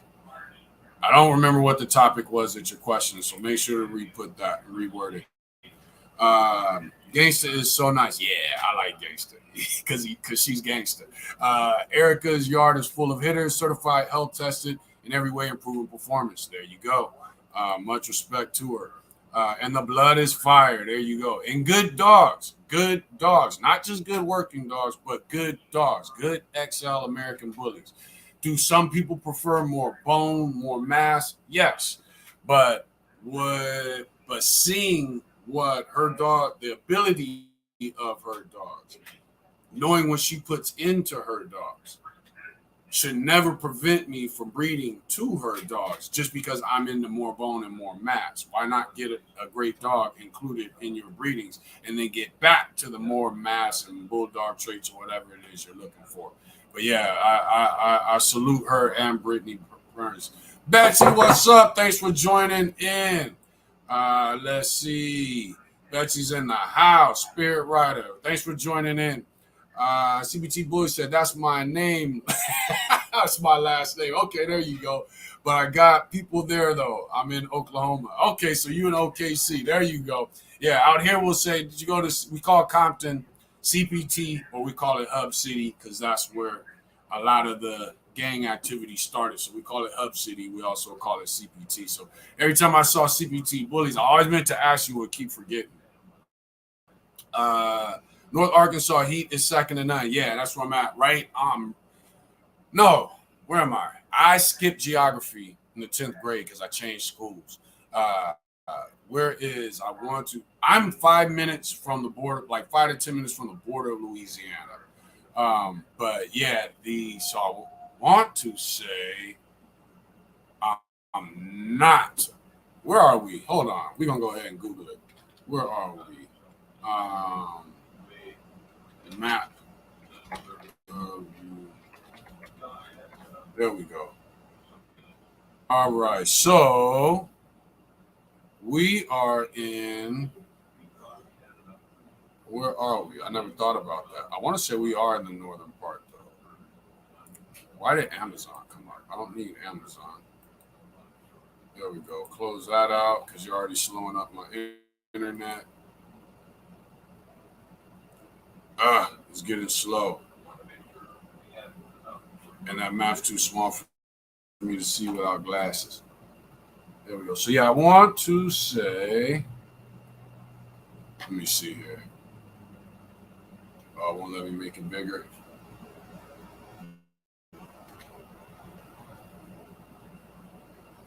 We are in. Yeah, so we are in northern Arkansas. There we go. We're in the north part of Arkansas. Like I said, we're 5 to 10 minutes from hitting the border going into New Orleans. Let's see. And yeah, it's like, so today was 69% humidity. And it hit, I think, 96, 97 degrees. Um, it's nasty. It's nasty. But Cardi's getting used to it. We getting used to it. Um, my wife will probably stay in the house and never come outside till it cools down. Oh, I've seen a pup get swallowed whole during that process. I'm thinking you're talking about the female doing the chewing the umbilical cord off. I've never heard of that. So I would think a dog is just as good with his teeth as we are with our hands. So just like we make mistakes with our hands, sometimes they make mistakes with their teeth.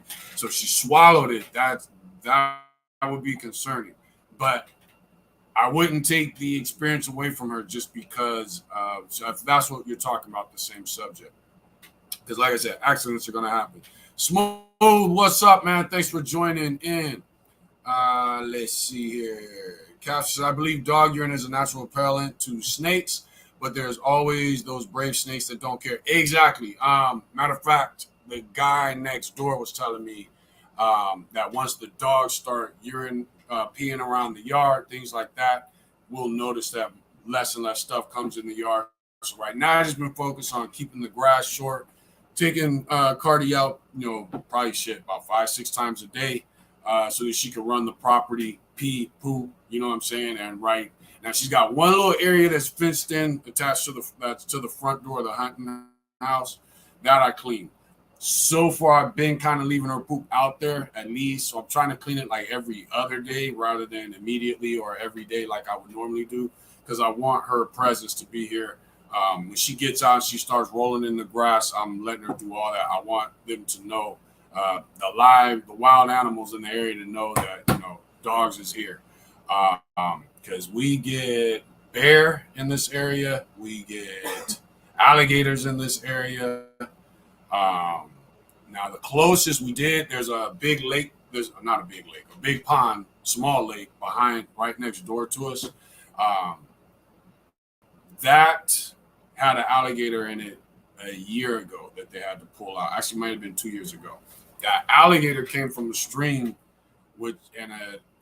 came up a stream from a lake where alligators are known to be. So basically, we have alligators that are known to be consistently there, about 200 to 300 yards away from our house, but they normally don't travel up that stream to the little lake that's right next door to our property. Because I could throw a rock from our yard to that lake, but the guy that lives there stated he's never had any alligators there other than about a year and a half ago. I think was when they pulled that one out of it. But yeah, we got alligators, boar, bear, wolves, mountain lion, coyotes, black panthers. Even though everybody likes to say there's no black panthers in Arkansas, we've seen two.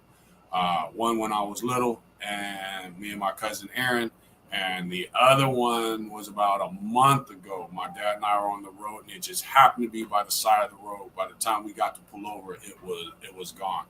But yeah, we get a lot here in Arkansas. What do you think about that new e-collar called Halo? Not sure if you're familiar. I know of the Halo collar. I'm not sure, and I like their product. I'm not sure of the actual of a new one, so I don't know of the new one. But I think Halo makes a good e-collar.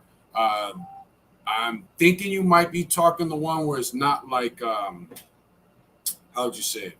It's not like the electrodes that are touching the dog. It's more kind of like a flexible wire. I'm assuming that's what you're talking about. I've never used that one, but from what I've seen and of other trainers that I'm cool with that I know have used it, they love it. They feel that it's less pressure on the dog and it's kind of a suspension to it, and that it kind of gets in there a little better than your average e-collar that might kind of be getting blocked by thickness of the fur or whatever. So if that's the one you're talking about, from what I know, I've been seeing nothing but praises from it. Have you ever interacted with the trainers in CBT on El Segundo? No, I haven't. Your knowledge and explanations of things are great like theirs. I have not dealt. I used to deal with a lot of trainers when I first got into training, but this is about like 20 years ago. Damn, I'm getting old. That was actually almost 30. Yeah, about 25 years ago. But I haven't dealt with too many local. I kind of been dealing with the same crowd that I was dealing with back then. But no, I do know that they get out there on El Segundo and they have, training sessions, but I haven't actually been to them. I've heard about them, but I haven't been to them, and I haven't met any of those guys. If they're around my age, which is anywhere between 45 and 55, I may know some of them, but I'm not sure. When I've seen pictures and heard about, I haven't heard of or seen pictures of anyone that I recognize, though, in the area. Eric Maxwell said, but one thing I do want to speak on, I love what they're doing out there, which is basically dog training for the community. I got a cousin that lives over in 60s hood, and he has a program he started called Next to Get. He was trying to do some things with Nipsey Hussle. Rest in peace to Nipsey, before he was killed. And but his program's called Next to Get, and he's still in the community. And we had talked about me coming out there to kind of work in the inner city when it came just to dogs, participating in a lot of the things that he's doing out there. But I love what I'm seeing a lot of cats doing. In LA, I know a few dudes that actually got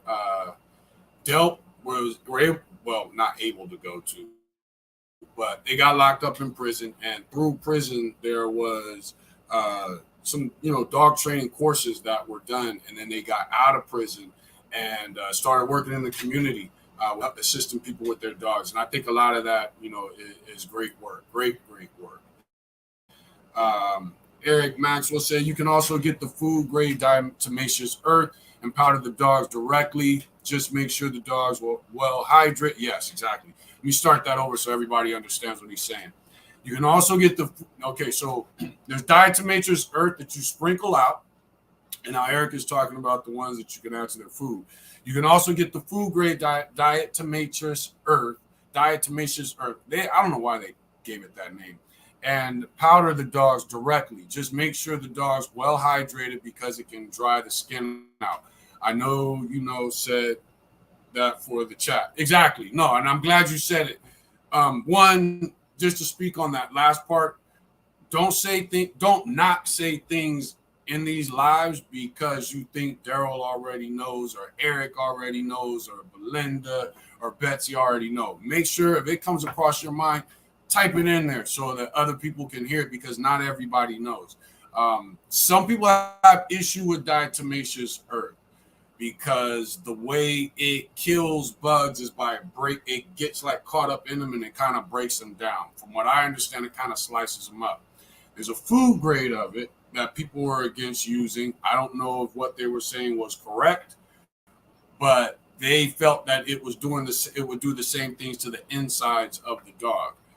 I've never fed it, but and some people say don't use the powder on the dogs because that can also basically it's like they're getting cut by little pieces of glass. I think what happens is people are getting the food grade diatomaceous earth and the powder confused with the powder that we spread in our yard. they're two different things. But make sure that you look, and if you get into using diatomaceous earth, make sure that you look at what it is you're buying so that you're using it correctly. But I'm glad Eric said that. Dang, the comments just jumped. There we go. All right. Do you buy pedigree wet food as well, or do you stay away from the canned dog meats? I use pedigree dry dog food, and then I mix it with. I don't do canned dog food unless I'm noticing that a dog is older and having issues digesting. And my wife is always the first one to remind me of that when the dog starts getting older, because I start trying to go through my remedies, and she's all, just give them canned dog food. I'm like, you know what, she's right. But yeah, I use pedigree dry dog food. As far as wet dog food, I don't use wet dog food. I would rather use ground beef. I'll just get raw ground beef. So I don't use wet dog food. Not that I'm against it. You know, I just will use raw ground beef instead. I try to feed the dogs every other day a protein diet where I take half of the amount that I would normally give them of dry dog food, and I mix that with sardines and raw ground beef. And then the days in between, I give more dry dog food, and I use pedigree, and I mix that with various fruits and vegetables.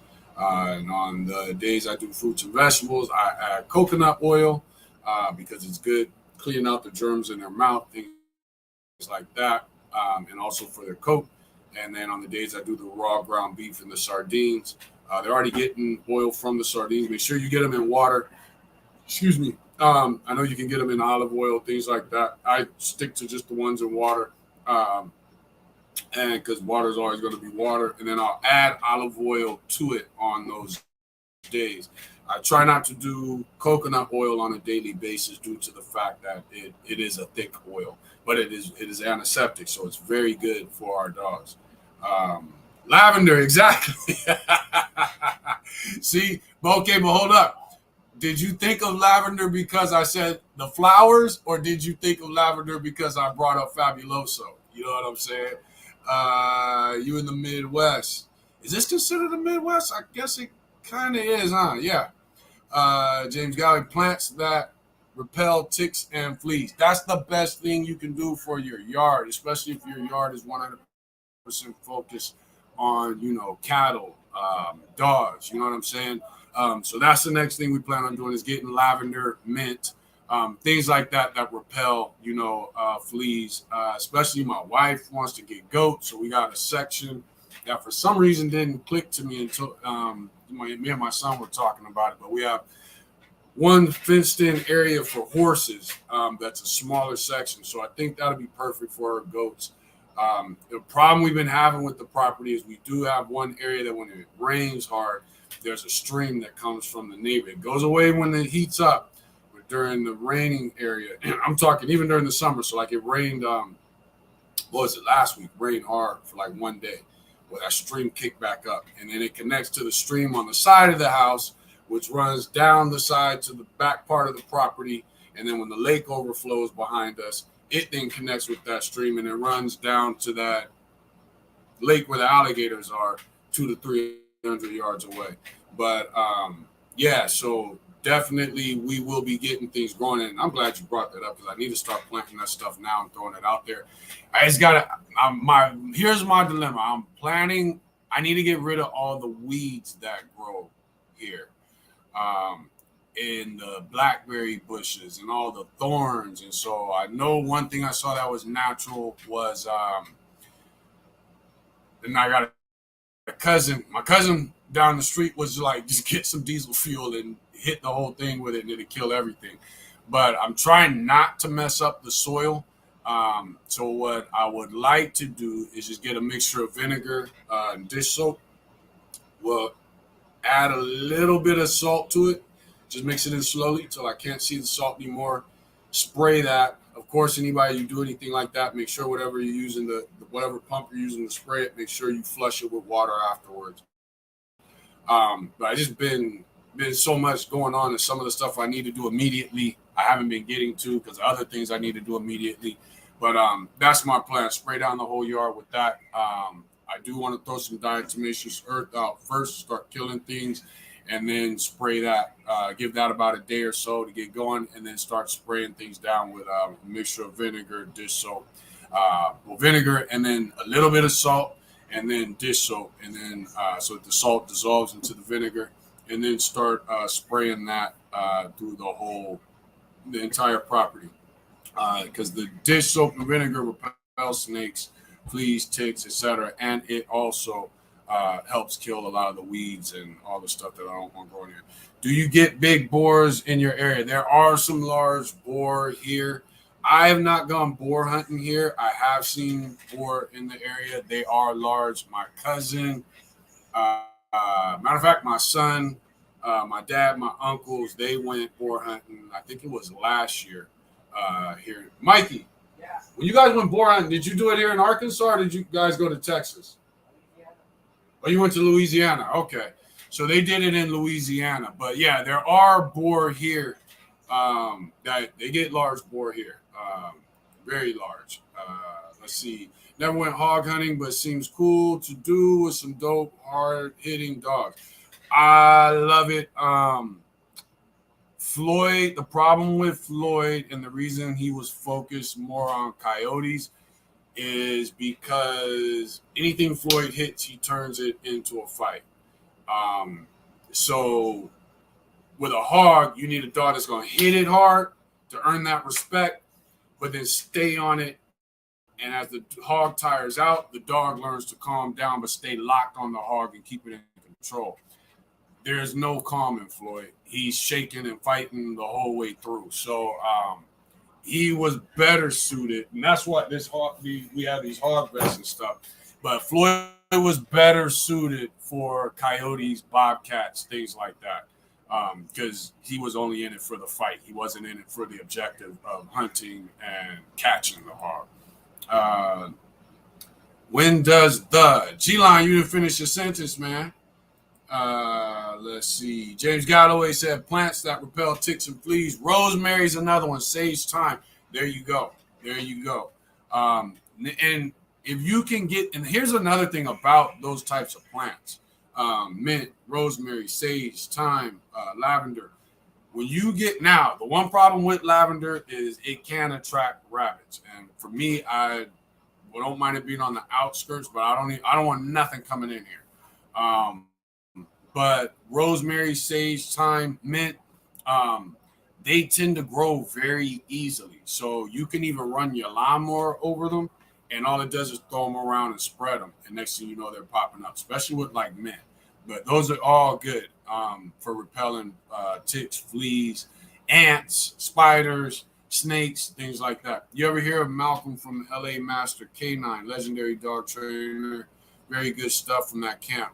No, I've never heard of him. I don't think I have. It doesn't sound familiar. I don't think I know of LA Master Malcolm. I would need to know his last name, but it doesn't sound familiar. Doesn't sound familiar. I moved out of LA because we've been in with my kids in Diamond for a while. So things that happened after leaving out, and I actually moved out of LA when I was about 16, 17. I know not when I was 18, but about 16, 17, we moved to still in LA County, but we moved out away from the city. When I was about 16, 17 years old. Then I got into dog training, so went back doing dog training for all over LA County when I was in like my mid-20s. But no, that I don't think I know of them. I don't think I know of them. Let's see. Can I say this? If you think your dog pup is overheated, hot, etc., don't put them in cold water or AC. Wrap a wet towel around them, give water, and let his body do its work. Yes. Good you brought that up. I've never seen it. Matter of fact, in one experience, we had a dog that was overheating. It was an American bulldog. He was overheating. We were out hunting hogs, and his owner threw a ice chest of ice on him to cool him off. From what I understand, that can send the dog into shock. It didn't do it with him. I've never seen it do that, but most people I know don't do that. They avoid doing that. If your dog is overheating, and I know we spoke of it here before, dogs having a hard time breathing. You guys heard me say when drool goes from clear to foam, it's time to stop and let the dog recover. Well, a lot of times that foam, when a dog is overheating, is making it hard for the dog to breathe. Lemon juice, when you buy the little bottle that looks like a lemon, got the little green top, squirting that in the dog's mouth, a couple good squirts will help break up that foam so that the dog can breathe. At that point, your next best thing is Pedialyte. The one with the blue label is clear, is the best. The other thing you want to do is rubbing alcohol. Rubbing alcohol evaporates fast and pulls the heat from the dog faster than water. So it pulls the heat away. You want to get it around the ears, under the neck, belly. Only time you should be using ice is in a few scenarios. One, putting ice onto the butthole of the dog will help cool the dog down. You don't want to put it on its testicles and be leaving it there. You can put it on your hands, get your hands cold, and then rub your hands on the dog and through the dog's fur, and that will help. Another thing about ice, the dog is panting 9 times out of 10. They're sitting there and they're panting. Take ice, put it in your hand, and hold it right in front of the dog. What happens is he's blowing out his hot air, he's inhaling air, and the air he's inhaling is cooling to help him cool off. If the dog is on the ground panting, laying on its side panting, again, you can put a pile of ice right in front of the dog, just this far away from his mouth. It will help cool the air that the dog is inhaling. If you're preparing for the possibility of a dog to overheat, then you want to bring those things. You can bring a towel with you and put that in the ice chest of ice and have that towel. That way the towel's dry, but it's cold. And even if the towel is in cold ice, wring it out, lay that over the dog to help that dog cool off. And that will help it recover if a dog does start overheating. We hog hunt down in Texas with a collection of American bullies, hounds, terriers, and a Yorkie poo. There you go. And the Yorkie poo is the most fearless. Always. And terriers learn quick, especially small terriers. Learn quick. One, because they're smaller, they get there after the other dogs. But when they jump in, they learn to grab the back legs of that hog, and they'll lock on that hog and sit his ass right down just from that terrier locking on those back legs. They get him right in that Achilles and will drop a hog straight to their butt. So that's funny you brought that up because I could picture a Yorkie doing that shit. Don't let Floyd see a boar. You're going to come out of hiatus. Yeah, exactly. I don't do canned dog food only because it's high in sodium. That's true. It sticks to the gum lines, and if you not on top of it, can rot the teeth. That is very true. When I was younger, because of that, when I would use canned dog food, sometimes my mom would just come with it, but I always mixed it with their dry dog food because the dry dog food will help clean it off. And I only would do a little. I would make sure it was like an abundance of dry dog food to help clean it off. But yeah, canned dog food does have a lot of sodium to preserve it. Excuse me. And it does get stuck in the gums and along the teeth, which is a bad thing. See, exactly. You remember because of the Fabuloso. Let's see here. I look for my dry dog food to be around 21%. I'm glad you said that. I like my dog food to be anywhere from between 18 to 23% protein.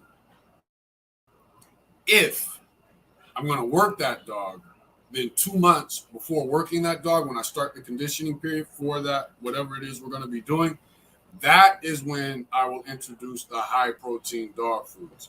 That's why those companies never used to do advertising, because 20, 30 years ago, because we all fed, gravy train, Old Roy, pedigree, dog chow. And then when you got ready to work your dog, you got the higher end dog foods to prepare them for conditioning and the working phase.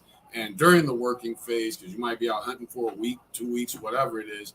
And then when everything was over with, whatever you were using the dog to do, you went back to your regular dog food. So when you see people talking about 26%, 28%, the protein dog foods, and they're not even working their dog,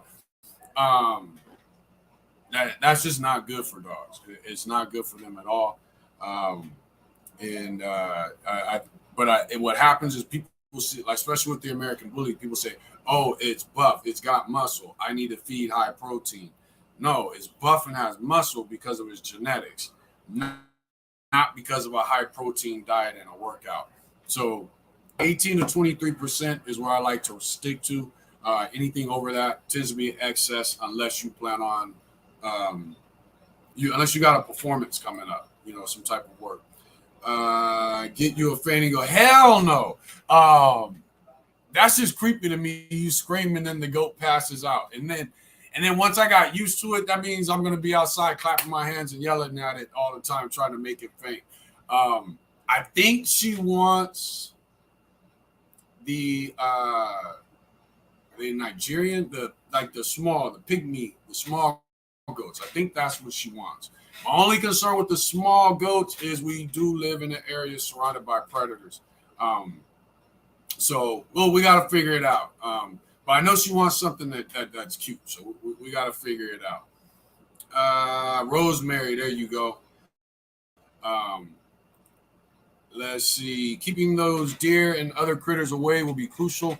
I'm pretty sure Lyme disease is pretty prevalent over there. You might want to vaccinate the pack for Lyme. Yeah, we are going to be doing the Lyme vaccination because that's not something that's an issue unless you're actually deep in the woods, living deep in the woods of California, and we're living deep in the woods of Arkansas. So we are going to have to do the Lyme disease vaccinations and all that stuff. And I'll have to be make sure I'm staying on top of it more than what I used to do when we were in California. But so far, I know a couple of days ago I saw a deer across the road. They haven't been in our yard, although I know that previously there have been deer in the yard. So that's why I gotta get going on things. Glad to have you back, man. Thanks, Pete. Thanks for joining in. It's getting easier. It is getting there. Did you say panthers and alligators? Yeah, we got them. Would you ever get another boxer ABT dog like Floyd, or you just focusing on bullies? Right now, I am just focused on bullies. I am tempted to get 2 Patterdales, but right now, I'm just focused on bullies. The only reason that we got Floyd's combination is his breeding was actually the boxer got in there accidentally. But I knew I wanted red nose and Norad line. And to me, because he was 3 parts old family red nose, Norad line, 1/4 boxer, the boxer just gave him a little bit of leg length because I needed him to be able to keep up with my bull lurcher. So he couldn't outrun her. He could keep up with her decently. Whereas I knew a typical pit bull wasn't going to be able to keep up with her because of the greyhound in her.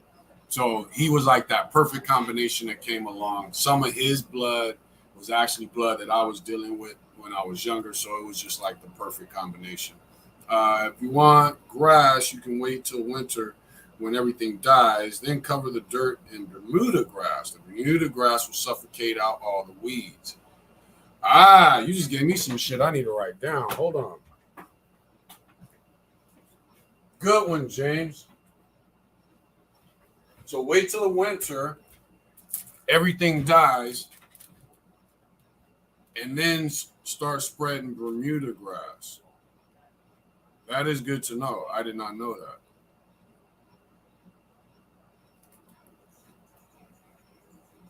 To kill weeds after winter. That's good information. And that's why I love these lives. I'm glad to be back, glad to have you guys back.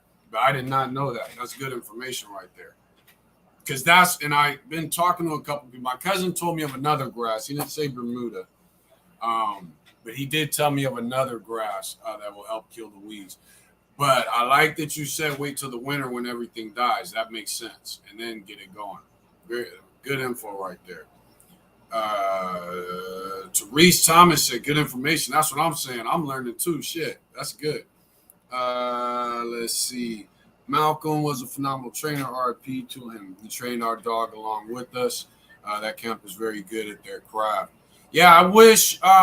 And rest in peace to him. I don't believe I know of. Is it when you said Malcolm? There's somebody else I was thinking of, and now I know I was thinking of somebody else because you said, RIP to him. But I have to look into them. I got to look into them because I might know of them. So I need to look into them. I do around 18%, but when going to the woods, I put him up to 30%. Then he goes back to 18% when he get home. There you go. Let's see. Get you a. Okay, I heard of those, but if I'm not mistaken, those are the bigger ones, right? Because whatever it is, my wife's got to like it. So whatever I get, she's got to think it's cute. But I want to say I heard of those when I was looking into it. So I'm going to definitely take note of that. Bermuda grass is great, durable, and aggressively spreads and repairs itself. Okay, I think we're going to run with that. I think we're going to run with the Bermuda grass. Just moved to the country. These horseflies are, man, I don't think Sadie's been hit by them. What's funny is Floyd and Kayla, when wasps would fly around them, or hornets and things like that, they would just kind of avoid them or they'd stand real still. Fox and Cardi, she's just like Fox. She has a lot of her traits. So Fox lives on through Cardi very much. But the other day, matter of fact, it's on that video where I'm walking with her and that I posted on Facebook. And she, this black hornet starts flying around and she snaps at it. And I'm always like, leave him alone. I mean, if she gets stung, she gets stung. That's on her. She's got to learn. But she gets like frustrated with things messing with her. The horseflies, I don't like them because I can tell they can see me. You know what I'm saying? Like the other day, one was under the back, the part that covers our porch. And I walk out there, and that thing, I came from this direction, it's facing that direction. I saw it, and right when I got ready to move to go grab the spray can, because we keep spray bug insect spray all scattered around the house. It like turned to look at me, and I'm used to house flies. You know what I'm saying? I don't like when I see bugs have like a form of intelligence. But yeah, the horse flies are bad out here. Not as bad as when I was coming to Arkansas and I was little. That I will say. I need to close this window. I didn't realize you could see all through here. It's really hardy grass for dogs to run on, and it's a African grass. So it's drought resistant also. There we go. I think we found the answer. So I'm going to stick with the Bermuda grass. If anybody just joined in, they're talking about using Bermuda grass to get out the weeds and all that stuff in your yard. So I like that idea. And even if a little bit of the thyme and mint and stuff will grow in between, I'm cool with that. But if the grass chokes out everything, I'm cool with that. Cow tags to repel them and traps out away from the dog's area to catch and kill them. Exactly. Research them because some of them stink bad. Yeah, some of them fly traps stink bad. That's another reason why you want to keep it further away. I heard flies don't like fresh garlic. Well, another thing that I do is I'm heavy on putting garlic in the dog's food, especially in these type of surroundings because it gets in their system, becomes a part of their pores. Now, I do know and have even seen a few houses around where they've got garlic hanging. But most insects do not like garlic. If you make garlic a part of your dog's feeding program, 1 clove for large dogs, medium to large, and I would say half a clove for your smaller dogs. My Jack Russell Fox was about 13 pounds. Well, 13 pounds when we would get ready to go hunting. She probably was about 15 pounds. I'd say 12 to 13 pounds, and then probably about 15 pounds on a normal. Anyway, she got half a clove. If you do garlic every day or every other day, 1 clove, it's perfect. Gets in their system, repels fleas, ticks, all that. But it's going to take a minute to get in their system. You know, about I say about a week or two. Right in there, dual functional. There are dual function as meat and milk goats. Oh yeah. Well, which one? Oh, the boar goats. Okay. And a gallon Ziploc bag filled with 3/4 of the way with a few pennies in it. So will repel flies. Yeah, that's funny you say that because I've seen that. But why does it repel flies? I wonder why it repels flies. Like there has to be something about that. That's good though. That's good to know. Okay, so hold on. Okay, so a gallon Ziploc bag filled with 3/4 of the way with a few pennies in it, or you said also filled with water. Okay, filled with water, and then you put pennies in it, and not with a few pennies, and not reflect. I wonder why. I wonder if it's like a reflection thing. Like, what does the fly see that it thinks those pennies are representing?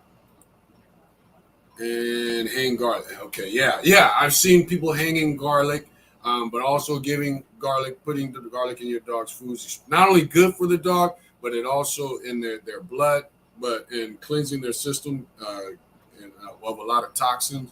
But garlic also, as it comes through the pores, it repels your flies, ticks, fleas, things like that. And then we as humans don't smell it. Now, I love garlic, so my dog smells like garlic. I'm cool with it.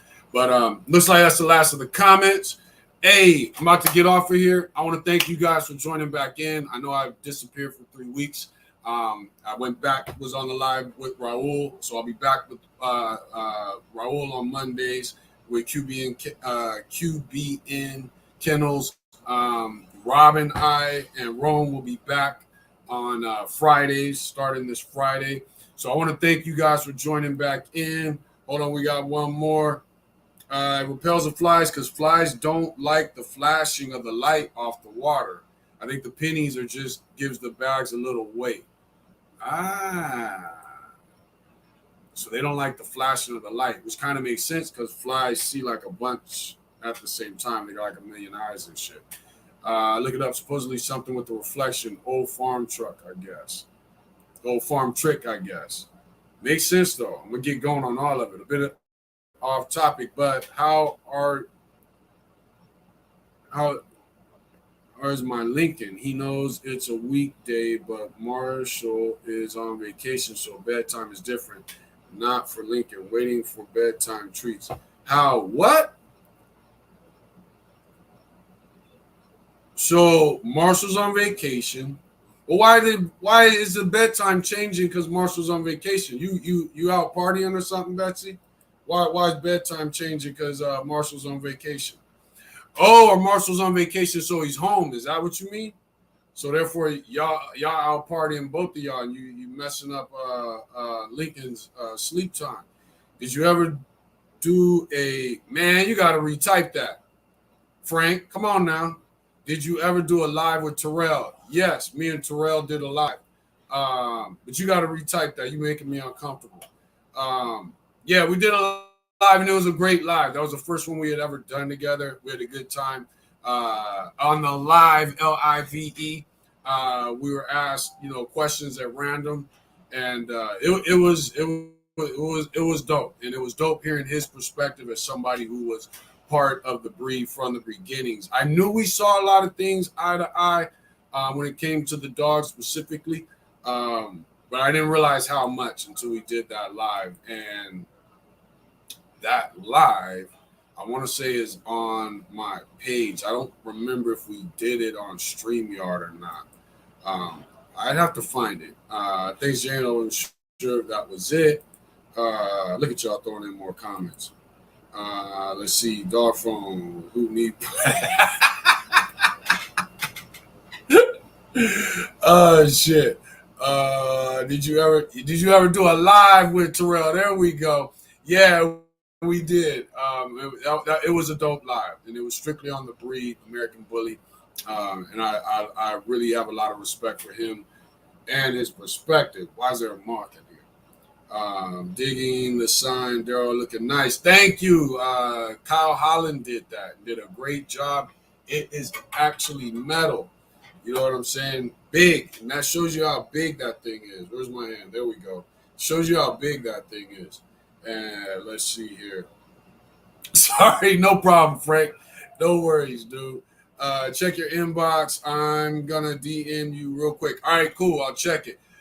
All right, y'all. That was the last comment. We are out. Thanks for joining in. We'll be back next Tuesday and back on part 5 of the Temperament Series, discussing a new drive. And salute. Thanks, y'all, for joining back in.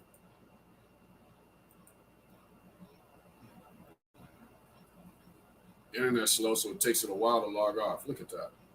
I could be talking something or saying something that's not you guys' business, and y'all would hear it. It's still taking a while to log off. What if my wife was mad in here and yelling at me about something?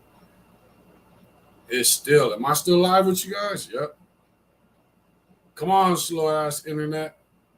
Before something happens that's embarrassing. Then it says having trouble connecting. So now I'm stuck being live with you guys. Let's see how we go. All right, until the internet logs off, let's see what it does until they logs me off. Who said that? Boom! You guys see them reflexes?